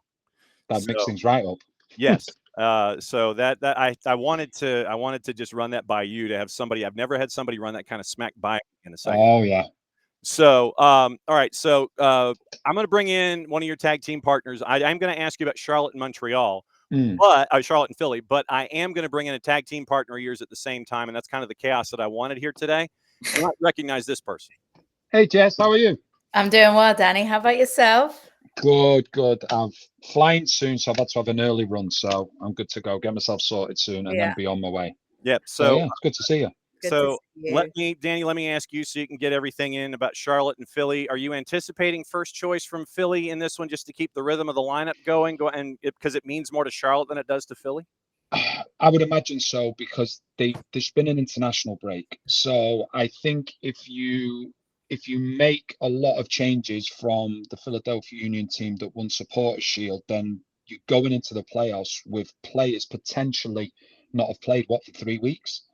And I don't think you can do that. I think you have to keep the competitive side of things. And it's really important now. I think for a lot of coaches, it's like it's almost as important as the result, making sure that the players have the right amount of time in their legs, making sure that players that maybe need a break. But I think to go, and completely change it, I just don't see many managers doing that, because we've seen what happens, with what used to happen in MLS, where a team that came first or won the Support Shield, they get like their sort of prize was a 2 or 3 week break, and it didn't help them. So I would expect to see a strong team, maybe a little bit different if they had played last weekend, but because they haven't, I think it's important that obviously they play a full team. And obviously, like you just said, Charlotte, I think the onus is on them. We know how much home field advantage means to them, and it will be a really good atmosphere, and I think it'd be a great game as well. All right, so it's you and the Kanji Man with Charlotte and Philly. As always, it's great to talk fantasy football with you, talk about being subvertive and making sure that my enemy shall be mine, and we vanquish him in short order. We're going to do this again, Danny, the Friday before MLS Cup. Okay. And so that's when we'll do the senior yearbook. We'll open up the yearbook, and you can write the note to the dopey kid in the middle. Thanks for being such a great student in 2025. Signed, the librarian. We'll do that coming up.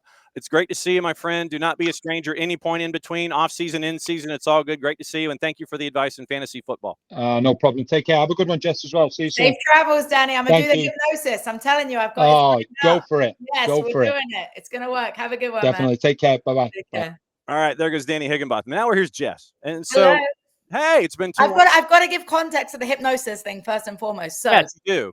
I'm scared of flying, ironically, in this business, where I have probably flown 65 times 65 round trips this year. Yeah, it's been a wild ride.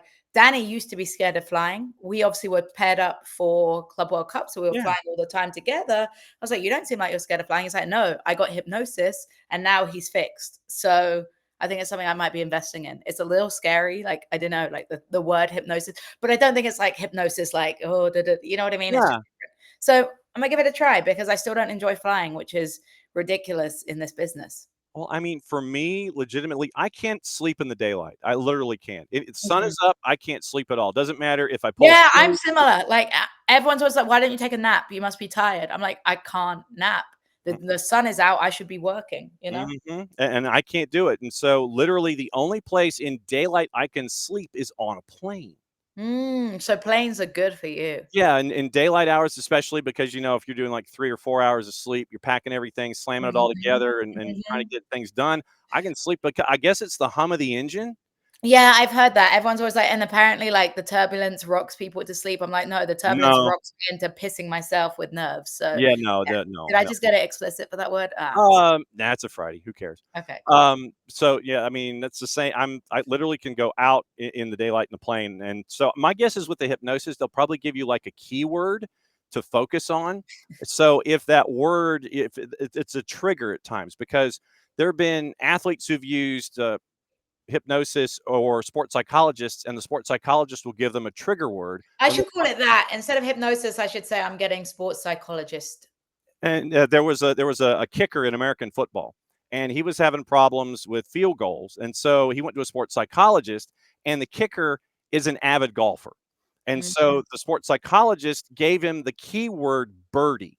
And so yeah. Even I know what a birdie is. Yeah, so think birdie, and that kind of triggers your successful thought pattern into I kicking. like that. Okay, cool. Yeah, so it might be like my safe word is Cadbury's, and when I think of Cadbury's, everything is okay. Yeah, so that's something like that. So that's my guess.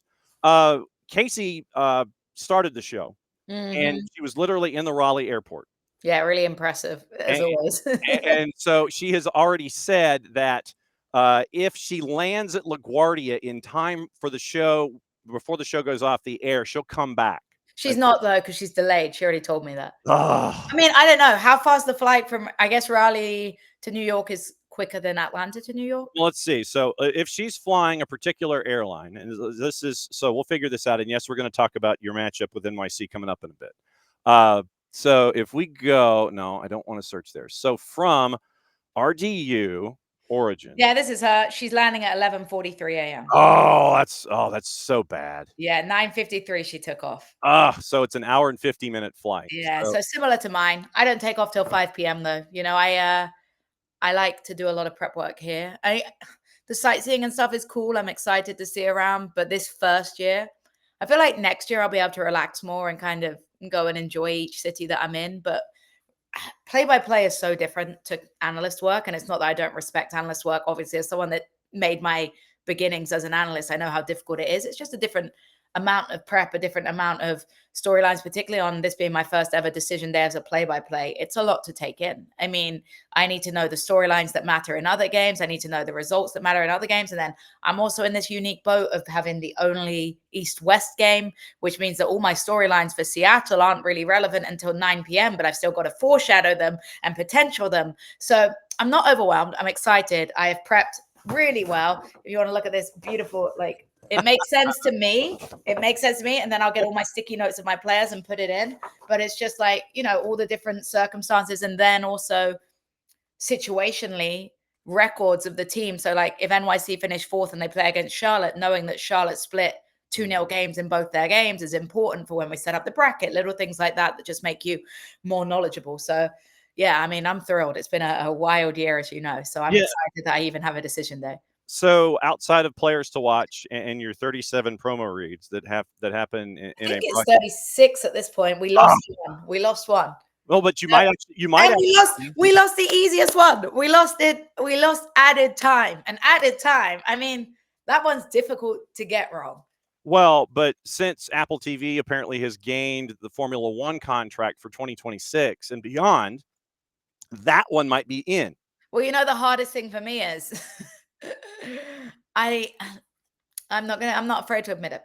Everyone knows me. I'm a soccer girl. I'm not an all sports gal. Yeah. When we get baseball promos, I have to look up pronunciations of and everyone will be like, that's a really well-known player.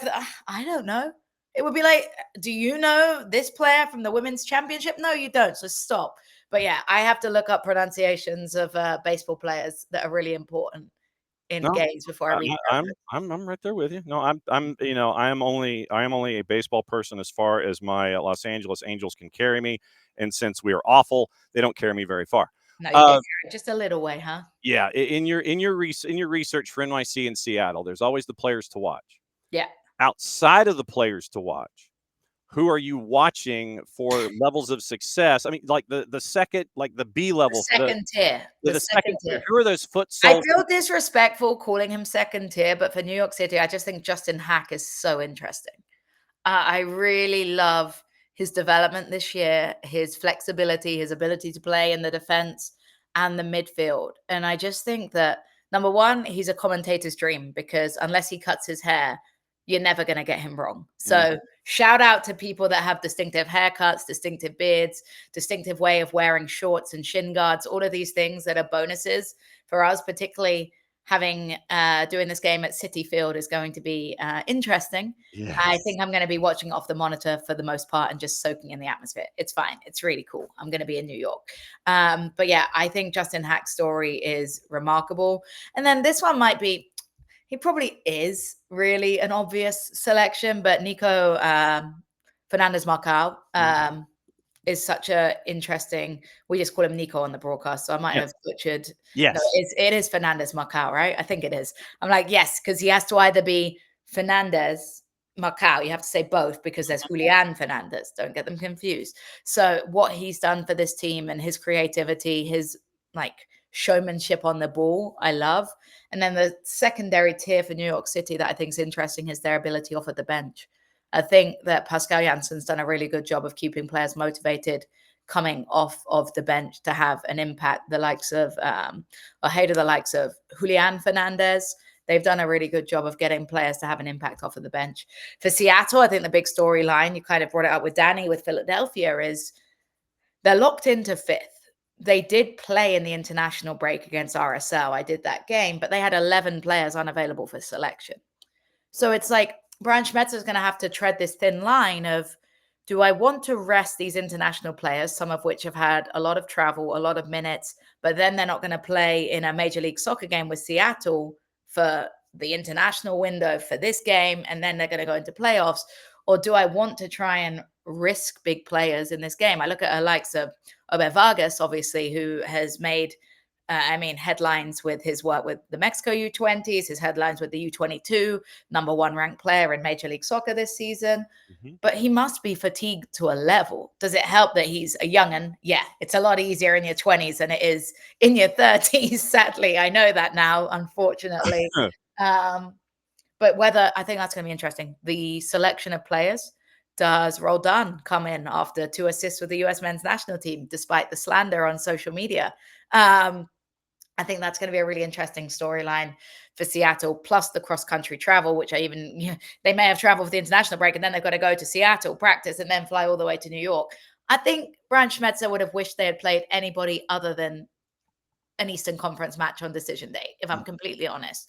But I think it's going to be a really good game. Both teams looking to build momentum. These sides haven't faced each other in Major League Soccer since 2019. The last time they played each other was in the CONCACAF Champions Cup semifinals where Sounders beat them. So yeah, I'm looking forward to it. And I'm going to have an eye obviously on Charlotte and Nashville because their games mean a lot for the home field advantage. Pascal Jansen kept his cards to his chest. But when you look at New York City, that home field advantage, obviously they went on the road and upset Cincinnati last season, but it's going to be really important.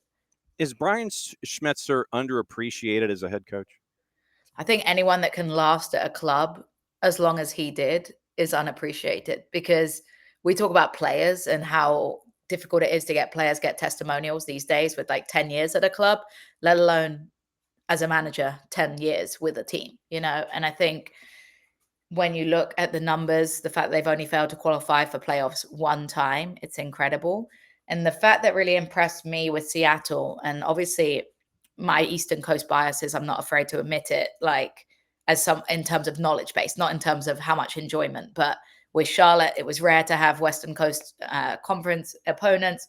With Apple TV, I've only done 2 or 3 Remy's for West Coast because obviously the travel from Atlanta to West Coast doesn't make sense. You may as well keep me on the East Coast as much as possible. Completely get it. And also with this fear of flying, I don't really fancy flying over too often to the West Coast.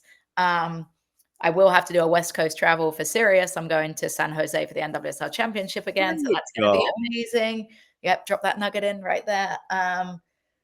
But yeah, I think he has to be unappreciated for the level. But what impressed me, there we go, that was my train of thought, was that Seattle can be missing 11 players and still execute a game plan, still execute a style of play, be missing key components in terms of top scorers, in terms of key distributors, and still have a game plan and look convincing. That to me suggests everybody's bought in. And when you have a coach with you for that long, there's a level of consistency that you very, very rarely find in the modern game.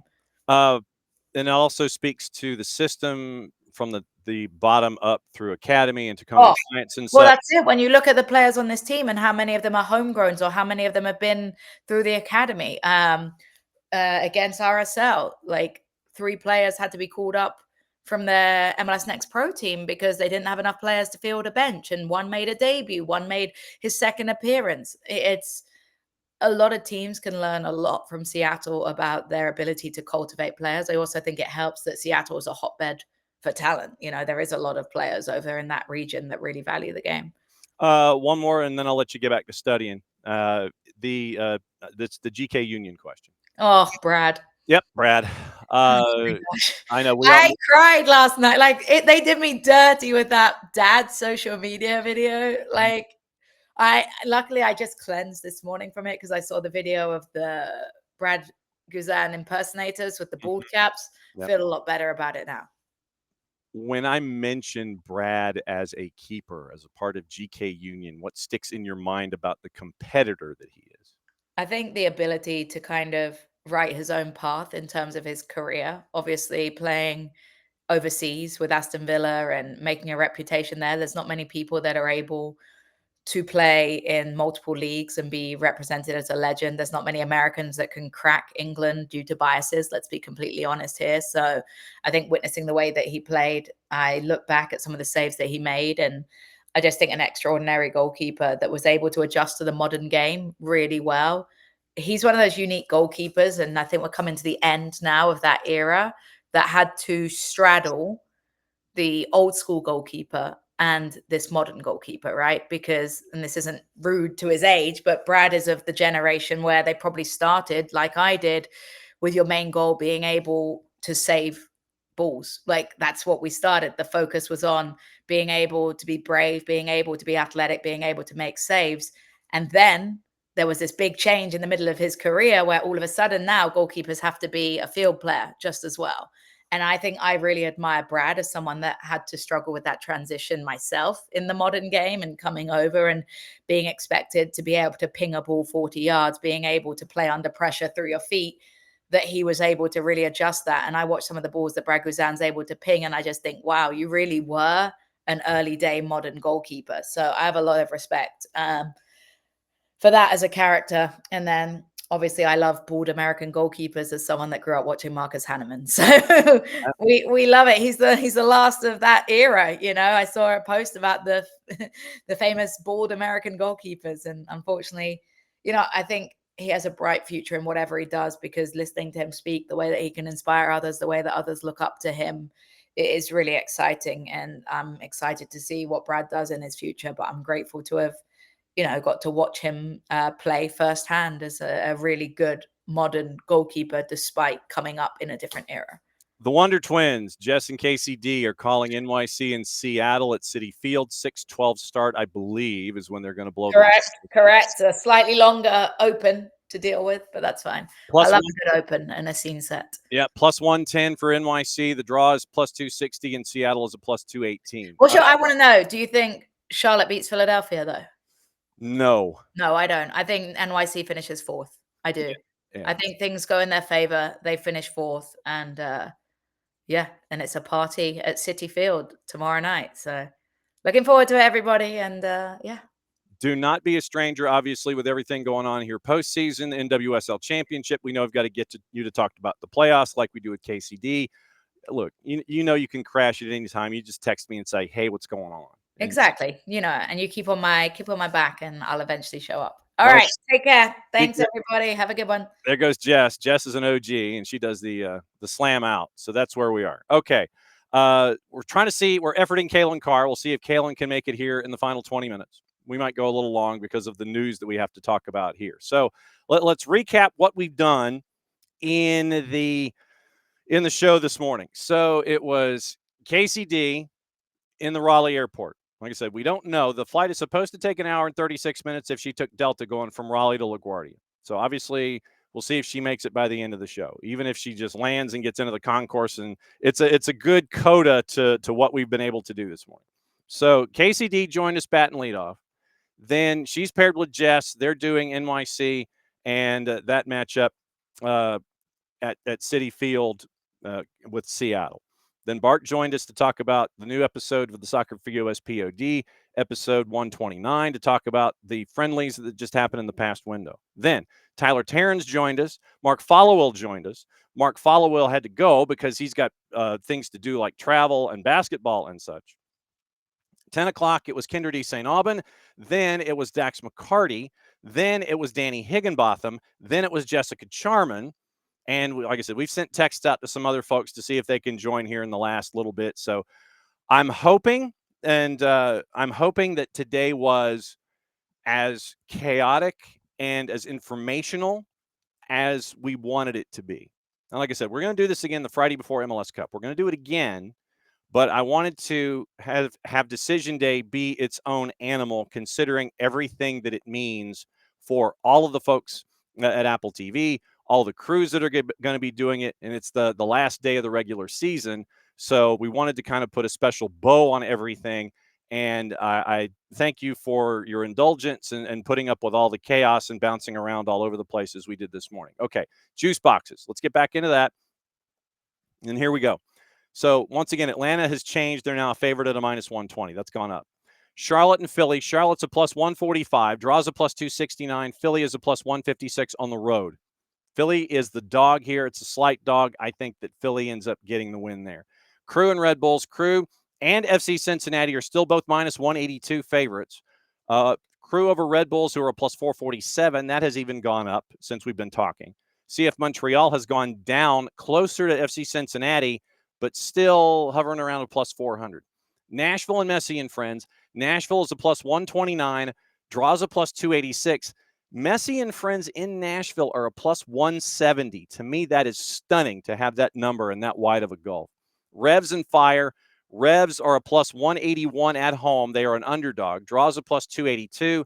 Chicago Fire is a +122. We mentioned the numbers for NYC and Seattle. NYC a +110. Draws a +261. Seattle is a +219. Toronto and the purple team, that's your last 6-12 kick. Toronto is a +237. Draws a +273. Purple team is an even money +100. I think they stumble there. That's just me. 9-12 kicks. Rapids and LAFC with our friend Mark Followill at a +227. LAFC is a +100 even money. Draws a +288. LAG and Minnesota United. The Juice Boxers put a blanket over that whole thing. LAG is a slight favorite at a +152. Draws a +265. Minnesota United is a +154. So Minnesota United, slight underdog by the slightest of margins, going to LA for the late kick. Also at 9-12, Portland and San Diego. Portland is a slight underdog, and it is within the margin of error. Portland's a +152. San Diego's a +150. Slight favorite, slightest margin. Draws a +272. Kyndra and Tyler are calling San Jose and Austin. San Jose favored at home, a -119. Draws a +294. Austin is a +271. Sporting and Houston. Sporting slightly favored at home at Children's Mercy at a +150. Houston is a +154. Draws a +270. All Caps and RSL. All Caps are a +137. Favored at home against RSL. Draws a +284. RSL is a +161. In your late game, Vancouver and Dallas. Vancouver, big favorite at home. Dallas without two pieces of firepower, including Logan Farrington. Vancouver a -208.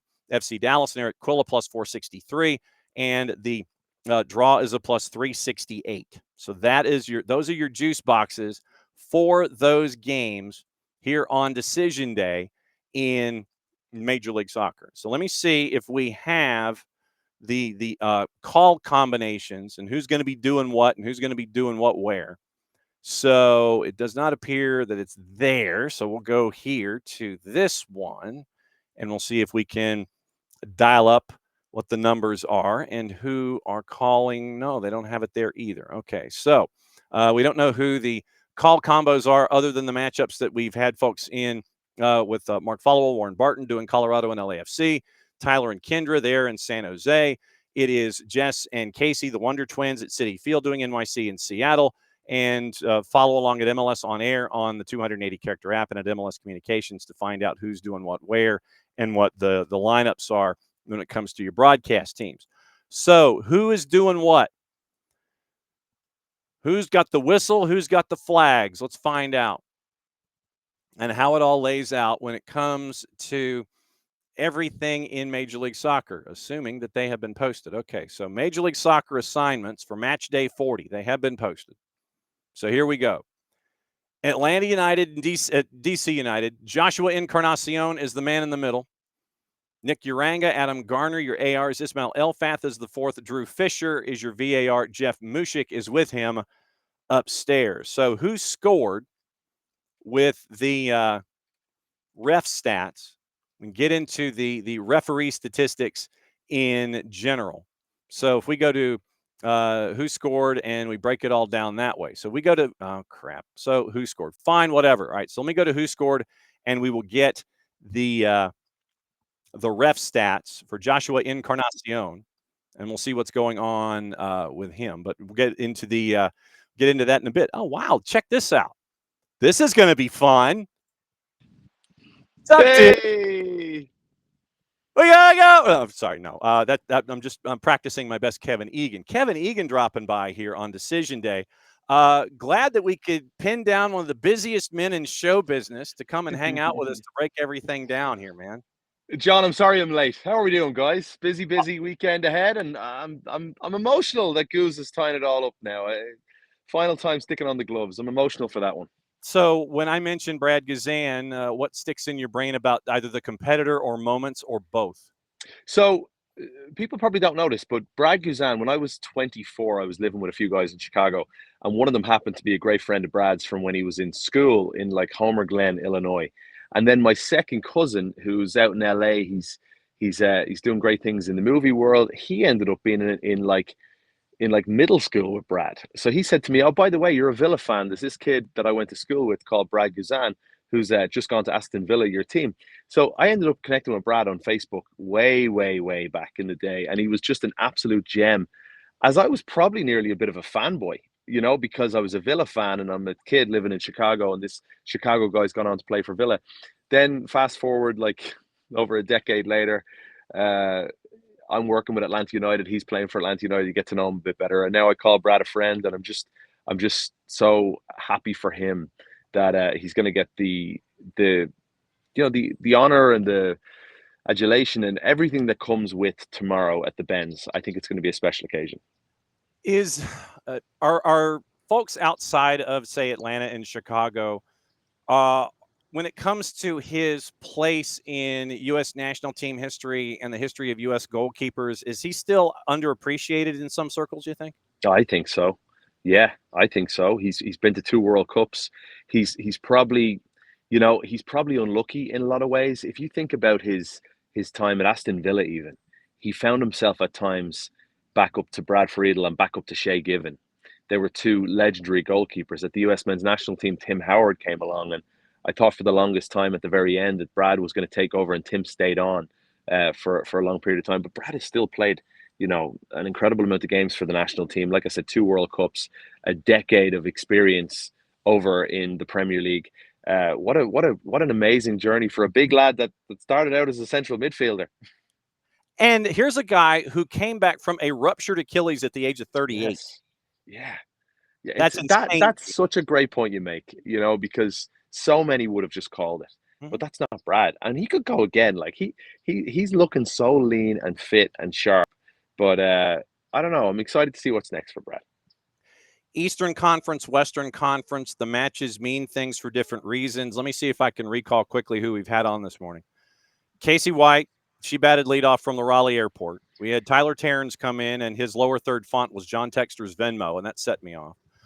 We had Followill on this morning. We've had Kyndra on this morning. We had Danny Higginbotham on this morning. We've got Jessica Charman on this morning, and now we have you on this morning. That was Did you forget Dax McCarty? Oh, Dax McCarty. Yeah, he came in. That's true. Did you really forget Dax McCarty? Yeah, well, Dax came. Well, Dax was. Yeah, it was a complete and total squish that Dax came in. He was hiding in his 3-year-old's room in the makeshift studio. So yes, Dax has been a part of it too this morning. So having all of these different voices, I wanted to have all the different voices and all the chaos that's attached to it. What are you going to be looking at specifically in the Western Conference? Is chaos at the top and the bottom. Seattle's just kind of hanging out saying hi. And in the Eastern Conference, it's for placement. So there's different kinds of chaos that you're going to be having to pay attention to up there on the weekend. I think from the Eastern Conference standpoint, you the desperate push to get inside the top 4 is huge right now. And I'm looking at, for example, Charlotte, a big game for them at home against the Philadelphia side that have already clinched the Shield. Further down the line, keep an eye on Chicago. Chicago have to go to New England, the side already eliminated. Yeah. Chicago could jump out of that play-in game potentially and find themselves already in round 1, the best of 3. And for Chicago, it would be a 10th road win, I believe, of the season, which is already a club record for them. What they've done on their travels this season has been nothing short remarkable. Same could be said of San Diego, who could go after an all-time MLS record of 12 road wins as an expansion team as well. It just makes it even more astonishing. So I'm keeping an eye on Chicago, New England. I think that's a fascinating game. And then there's certain teams just backing in. John, we know how costly that can be when you back in. You saw it with the momentum of Atlanta United last year when you hit a little bit of form and you go to Montreal, get it done in the play-in game, and the next thing, there's an invincibility about the team that is nearly priceless. So that's the East. Out West, I actually believe that come tomorrow night late, Bruce Arena and the San Jose Earthquakes are going to be celebrating at PayPal Park because they find themselves further down the pecking line. But when you look at the games, they're not easy. For Colorado, they've got to welcome in LAFC. And you know that no matter what Lionel Messi does, Son Heung-min is going to be teeing up Denny Bouanga for as many goals as he can possibly score to try and catch the GOAT in the Golden Boot conversation. I think it's a really tough one for Dallas. They've slipped up of late, and now they've got Farrington and Musa both suspended for tomorrow night. And then, which is the game? Remind me again off the top of my head here. You've got St. Louis welcoming in RSL, I believe. Yep. And that is ridiculously tough for RSL against the St. Louis side that are, yes, they concede goals. They're porous defensively under David Critchley, but they're creating a lot of chances. Marcel Hartel's a player we'd be talking about an awful lot more if he was starring for a Cincinnati or Philadelphia or an LAFC right now. He's been balling.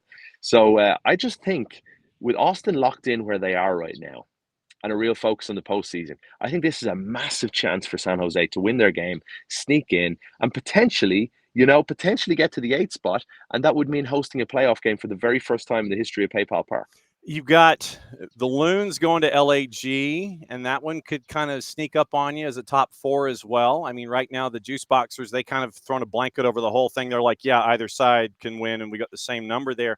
That could be one that you stumble on and you kind of trip over yourself a little bit. But, yeah, to your point about Eastern Conference and walking back in, the purple team is going to Toronto. And in years past, we've seen them under Oscar Pareja. It's almost like in the Premier League, you get to 40 points, and then you're just kind of like, we're going to stay on the Premier League, and then you kind of do the slow fade. It didn't used to be that way last couple of seasons, but now we kind of reverted to this idea of, okay, we're good, and then you get the slow fade from Orlando. I'm afraid that might be happening again to them this year at the worst possible time.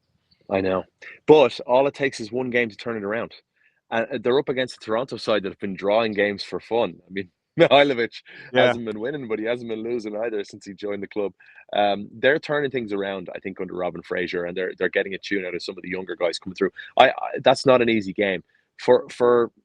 I actually believe that sometimes when you, as a club, allow these guys to leave mid-season in the summer window, and this is why a change of calendar, if and when it happens, will be a really positive thing, I believe, for MLS, and losing key pieces. Like, there's two clubs for me stand out.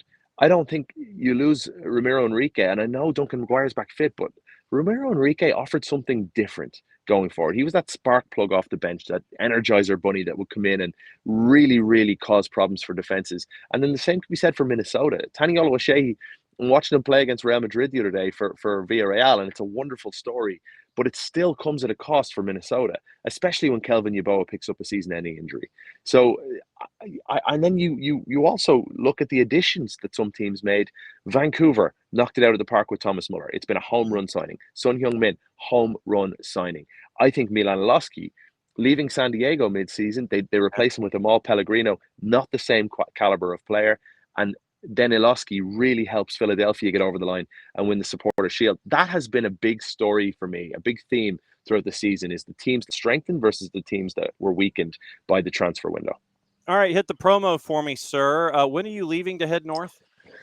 Heading off here now, just saying goodbye to the family. I'm only messing. No, I'm heading in a few hours' time. Leaving the home here in Georgia and heading up to take on what is the most fun MLS 360 of the entire year.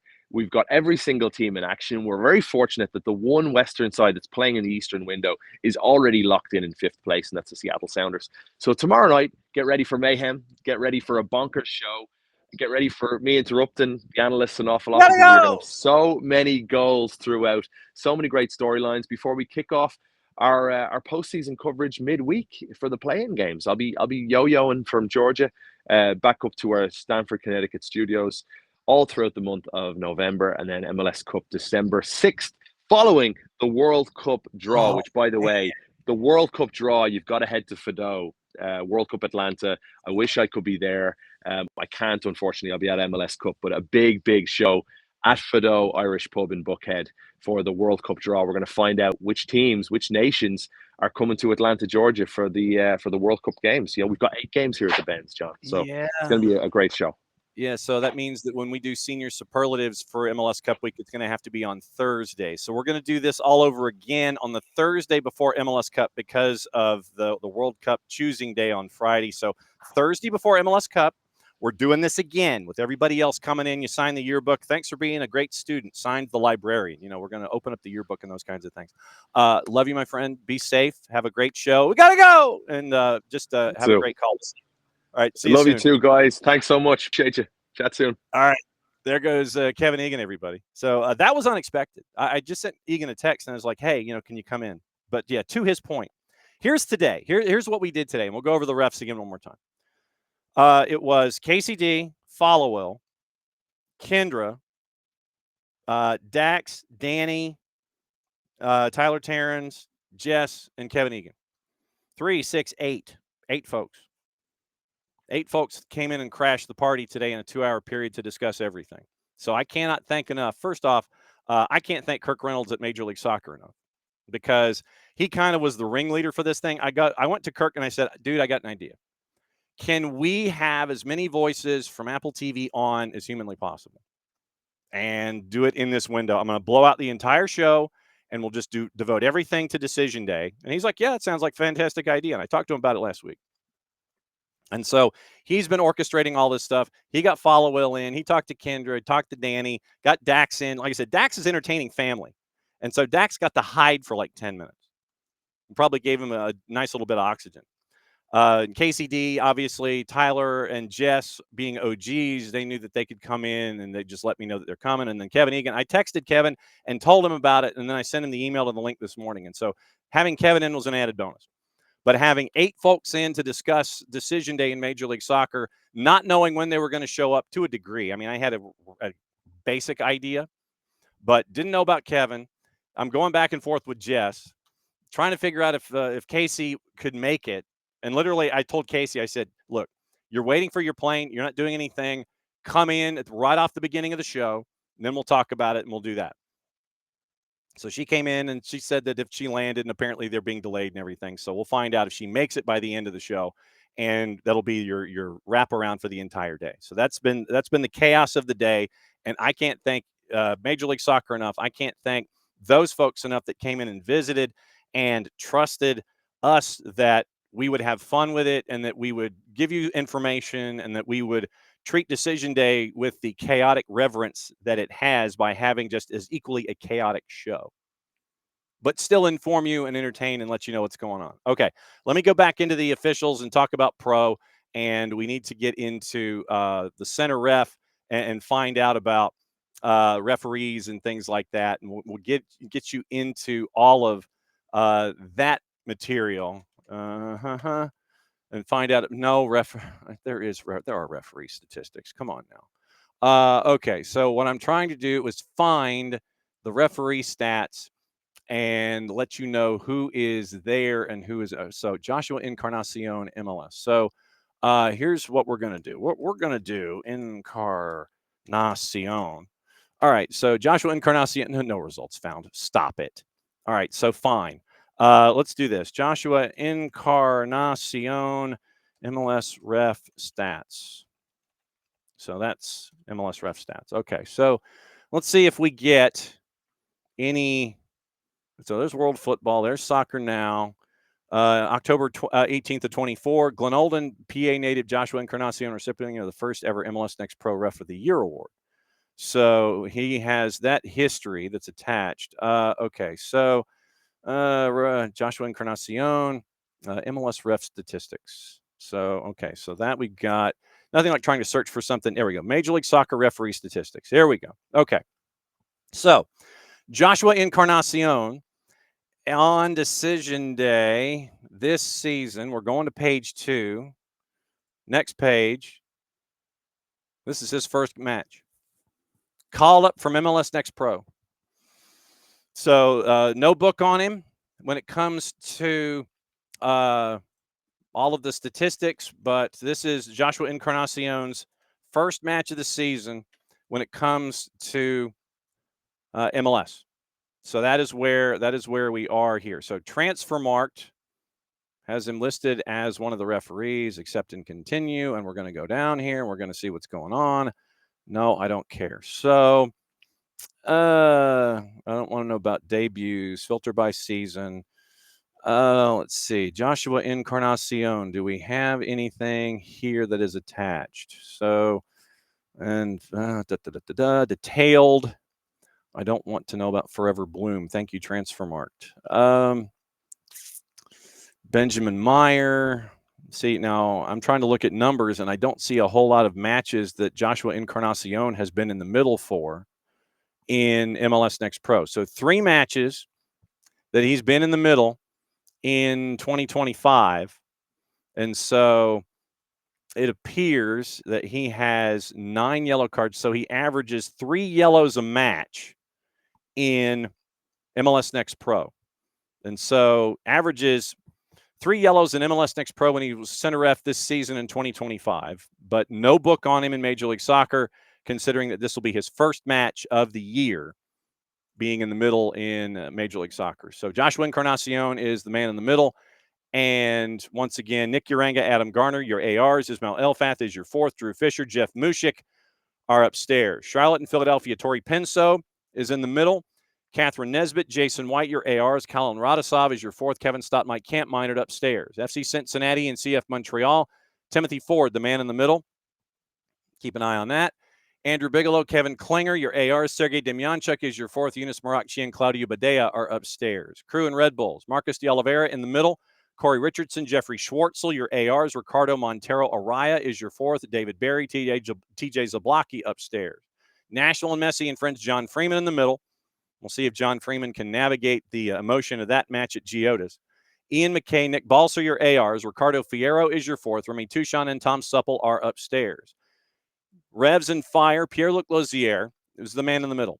Leah's Arfa, Tyler Wyrostic, your AR. Sergi Boyko is your 4th. Kevin Terry Jr., Jonathan Johnson are upstairs. For the Wonder Twins, NYC and Seattle, Chris Penso is the man in the middle. Ryan Graves, Gianni Facchini, your ARs. Guido Gonzalez Jr. is your 4th. Jeff Gamble and Craig Lowry are upstairs. Toronto and the Purple Team, Fotis Bazakis in the middle. Michael Barwagon, Mike Nickerson, your ARs. Lorenzo Hernandez is your 4th. Soren Stoichka, Robert Schapp are upstairs. 9 o'clock. Colorado and LAFC for Mark Followill and Warren Barton. Rubio Vasquez in the middle. Jeremy Hansen, Jose De Silva, your ARs. Alexis De Silva is your 4th. Kevin Stott, Mike Campminert are upstairs. Sporting in Houston, Nabil Ben Salah is the man in the middle. Corey Parker, Walt Heatherly, your ARs. Ismir Pekmich is your 4th. Carol Ann Chenard and Robert Schapp are upstairs. Galaxy and the Loons. Rosendo Mendoza, the man in the middle. Chris Wadham, Diego Blas, your ARs. Matt Thompson is your 4th. Jorge Gonzalez and Craig Lowry are upstairs. Portland and San Diego. Victor Rivas, the man in the middle. Corey Rockwell and Kevin Locke, your ARs. Malik Badawi is your 4th. Michael Radchuk, Joshua Patlak are upstairs. For Tyler and Kyndra, San Jose and Austin, Philip Duyich is the man in the middle. However, Jeremy Kiso and Gerard Cutter-Lebuy are your ARs. Greg Dopka is your fourth. JC Rivero and Fabio Tovar are upstairs. All caps and RSL. Armando Villarreal, man in the middle. Kyle Atkins, Eric Weisbrod, your ARs. Jair Marufo is your fourth. Daniel Radford, Jonathan Johnson are upstairs. White caps in Dallas. Alan Chapman is the man in the middle. Chris Elliott, Felicia Mariscal, your ARs. Elaine Rook is your fourth. Edvin Jurasevich and TJ Zablocki are upstairs. That is your rundown of all your officials. Remember, Joshua Encarnacion, his first match in Major League Soccer this season falls on decision day for this particular matchup involving Atlanta United. So follow that information forward. All right, so let me say hi to everybody. What to watch, where to watch it, how to watch it. We'll break it all down for you. Morning, Abby. Morning, David. Morning, Alex. Yeah, Abby, because of everything, and because both of them showed up last week, and because of today being today, we're going to have them on next week to talk about Brad. But yeah, we were going to devote the entire show to Decision Day since they both showed up last week. Plan is to have the roof open tomorrow. And David, hopefully we answered your question with Kevin parachuting in late. We need to ask Dax about the banner. The morning four card. And David, this was the idea. This was the idea from the absolute beginning of the genesis of it.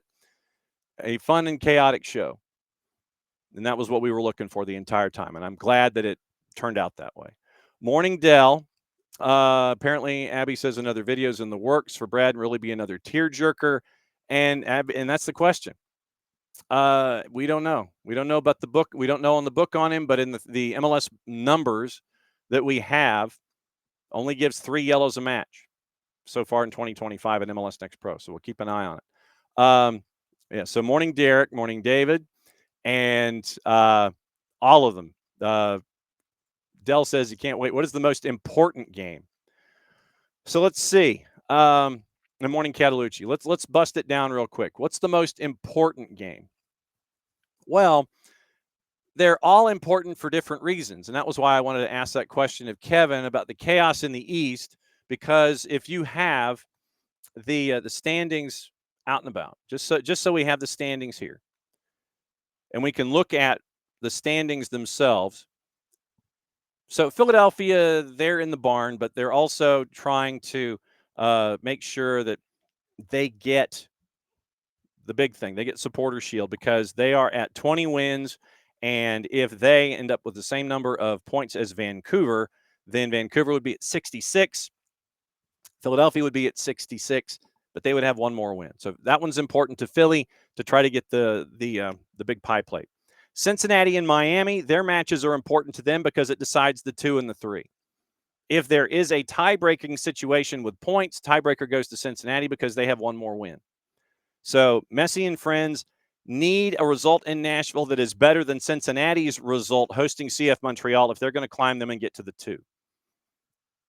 Charlotte, NYC, Nashville, Orlando, Chicago, Columbus, all separated by 5 points. So Charlotte and NYC, Charlotte has one more win. So anything where Charlotte and NYC have the same number of points, tiebreaker goes to Charlotte. So NYC needs a better result than Charlotte in their match hosting Seattle than Charlotte does in their matchup hosting the Union. Nashville at 54 points. They're looking for a win against Messi and friends because if they win and Miami and Charlotte and NYC lose, Nashville goes to the 4.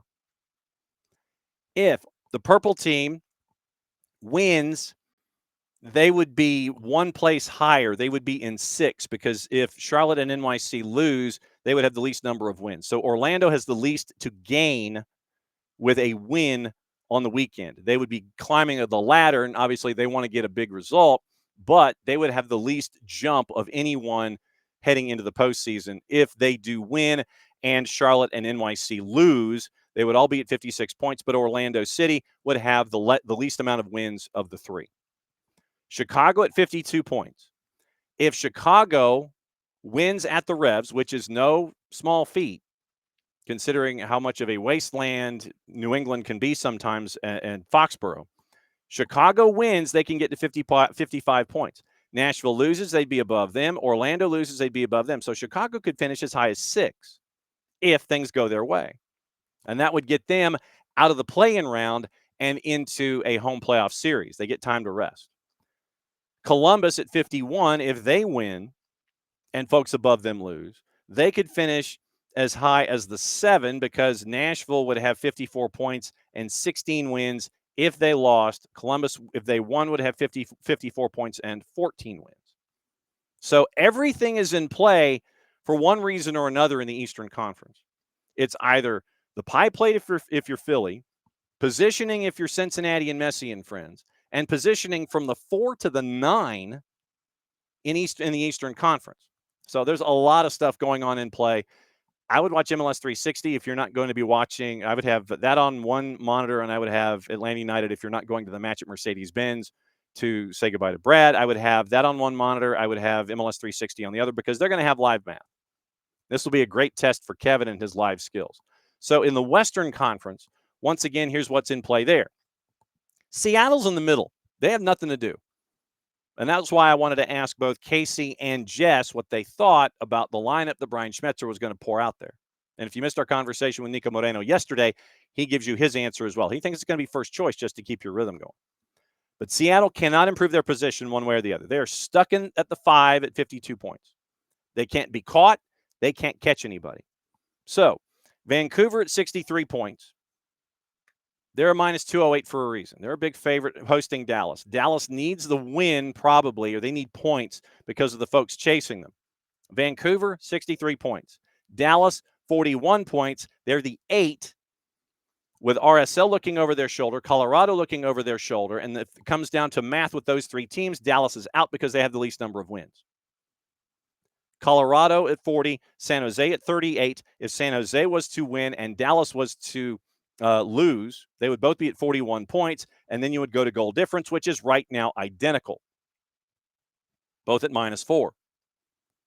So that's your dynamic from 8, 9, 10, and 11, and that's why that match is important. San Diego's match with Portland. San Diego needs a win because if they have the same number of points with Vancouver, they would have one more win at 19 compared to 18. So that's why that match is important to San Diego. LAFC's match with Mark Followill and Warren Barton in Commerce City, Colorado, with all the rabid prairie dogs. It's important to them because they get to 62 points. San Diego loses or draws, then LAFC gets to be the 2 seed. If they lose and Minnesota gets something going on, if Minnesota gets a win on the road at LAG, they could finish as high as 61 points. LAFC could finish as high as 62. If LAFC stumbles, they could end up in the 4, and you could have a 4-5 matchup in round number 1 with Seattle and LAFC. Like I said, Seattle's just keeping an eye on things. They're waiting to see who drops to the 4. Then you look at Austin at the 6. They're 3 points ahead of Portland, but they have the tiebreaker. So Portland would be chasing Austin. If they win, they go to 50. If they lose, they're at 47. If Portland wins, they go to 47. Austin's your 6. So Austin, regardless of result, is your 6. Portland, regardless of result, is your 5. So for Austin, they need to keep the beat. And that's why a lot of folks are just kind of sitting there looking at San Jose getting to 41 points because Austin has problems scoring goals. And Kyndra and Tyler will be seeing that. What happens in that chaotic environment where San Jose knows they need a win to get in and some help? So the 5 and the 6 kind of looking at things and going, So we'll see what happens with that. We mentioned Portland, San Diego FC. Portland, if they win, they go to 47 points, but they would lose the tiebreaker with Austin. Once again, one less win, 13-12.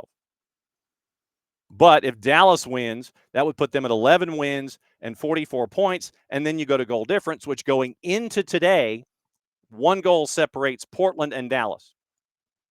So a Portland loss and a Dallas win, if that was to happen at a plus 469 in Vancouver, would tie them at 44 points. You go to goal difference at that point. And like I said, right now it's -3 for Portland, -4 for Dallas. So there's a lot of stuff in play in each conference for different reasons. So if you've got a second device, especially after the match is done at Mercedes-Benz Stadium, keep an eye on all of it. So that's why all of the matchups are there. Has who done any twos matches? And Entity Gaming _J, you're going to get botted out here in a second. Blocking Entity Gaming _J. Reporting Entity Gaming _J. Nothing like ending the week on a bot, you know? So, the ref, we had him with 3 matches in the middle in MLS Next Pro and averaged 3 yellow cards. And this is from our friends at Transfermarkt. So if you can find other numbers, and we may do that just kind of before we go. Center ref averaged 3 yellows a match this season in his MLS Next Pro time in the middle. I want to say that he had to have been more than just 3 matches in the middle, but we'll find out here in a second. So, all right. So if I could spell viewer solicitation bot, then we would do that. So viewer solicitation bot, and that is spelled correctly, and that report has been submitted. So, okay. All right. So let's go back and look. Let's go back and see our friend Mr. Hernandez, and we'll see what. All right, so let's go back and we'll workshop this together before we get out of here. So, MLS assignments, match day 40. Joshua Encarnacion. So let's go back and look. And so, like I said, he has no record of anything in MLS. So this will be his first match in Major League Soccer this season. So Joshua Encarnacion like I said, listed as top-ranked referees in March. And so matches as a referee. Let's go to worldfootball.net. So most of his time this year in 2025 has been in other leagues than MLS Next Pro. This is why. So this season in USL Championship, Joshua Encarnacion, 13 matches, USL Championship, 52 yellow cards, 3 reds. All right, so let's do some math here. So Encarnacion, so it was 9 yellows in MLS Next Pro this year. So 3 per match. So 3 matches, 9 yellows in MLS Next Pro. USL Championship, 13 matches in USL Championship. 52 yellow cards. And then it was 3 red cards. So 3 into 13, so 1 in every 4. Open Cup, he had 3 matches in Open Cup. 12 yellow cards, so 4 yellows on average there. Then in the NWSL, he's done 4 matches this year. And he's got 10 yellow cards. So let's see, do we have MLS Next Pro? And nothing in Challenge Cup or anything like that. So let's see, as an assistant, let's see if he has any AR duty this year. And once again, this is from our friends at worldfootball.net. 3 matches 7 years ago in USL Championship. Let's see, record by team. 1 appearance with Atlanta United 2. And that would have been in USL Championship back in May of 23 in a 2-2 draw with Atlanta United 2. So that's the only time that we would have crossed paths with Joshua Encarnacion. It would have been 2 years ago in his time as a center ref. And so refs, okay, so FB ref. No, is that right? Okay, so FB ref is letting me know that where's the Joshua Encarnacion part? Because it listed him as being a part of the scores and fixtures, draft history, player career, match logs, goal logs. Where are my ref stats? That's what I need. I need ref statistics. And apparently he did an Orlando City match at some point this season. So this is all just statistics. You're not helping the man. You're not helping me out one bit, FB ref. So hang on. All right. So full site menu below. So if we click on the full site menu, We're looking for player, team, season, finder, stat heads, clubs, competitions, scores, fixtures, countries. Frivolity. I don't need frivolity. I need like actual referee stuff. So nothing like workshopping this on the fly, right? Stat head and FB ref. FB ref, football, hockey. No, you're not helping me there either. So that doesn't help out. Okay. So as we have it right now, let's do math. So 27 matches this season in 4 competitions. He has 61, 82, 83. So 83 yellows, 3 reds in 27 competitions and 4 separate platforms. And he also refereed the 2024 MLS Next Cup, the Next Pro Cup. So he reffed the championship game in MLS Next Pro last year. So that was something that we can add to the Joshua Encarnacion statistics. So filter, yes, just detailed view. That's what I need. Finals by name. Yeah, he did North Texas and Philadelphia Union 2 last year. He was the man in the middle for that match in MLS Next Pro. So ref total results, all comps. I don't want. So MLS Next Pro display. So total results for Joshua Encarnacion. 2025, 3 appearances, 9. He did 3 matches, 2 of them involving Philadelphia Union 2, 1 in that's wrong year. So he did Inter Miami and Carolina Core that went to Pens, Union 2 and Columbus Crew 2 on May 11th, and then October the 5th he did Red Bulls 2 and Toronto FC 2.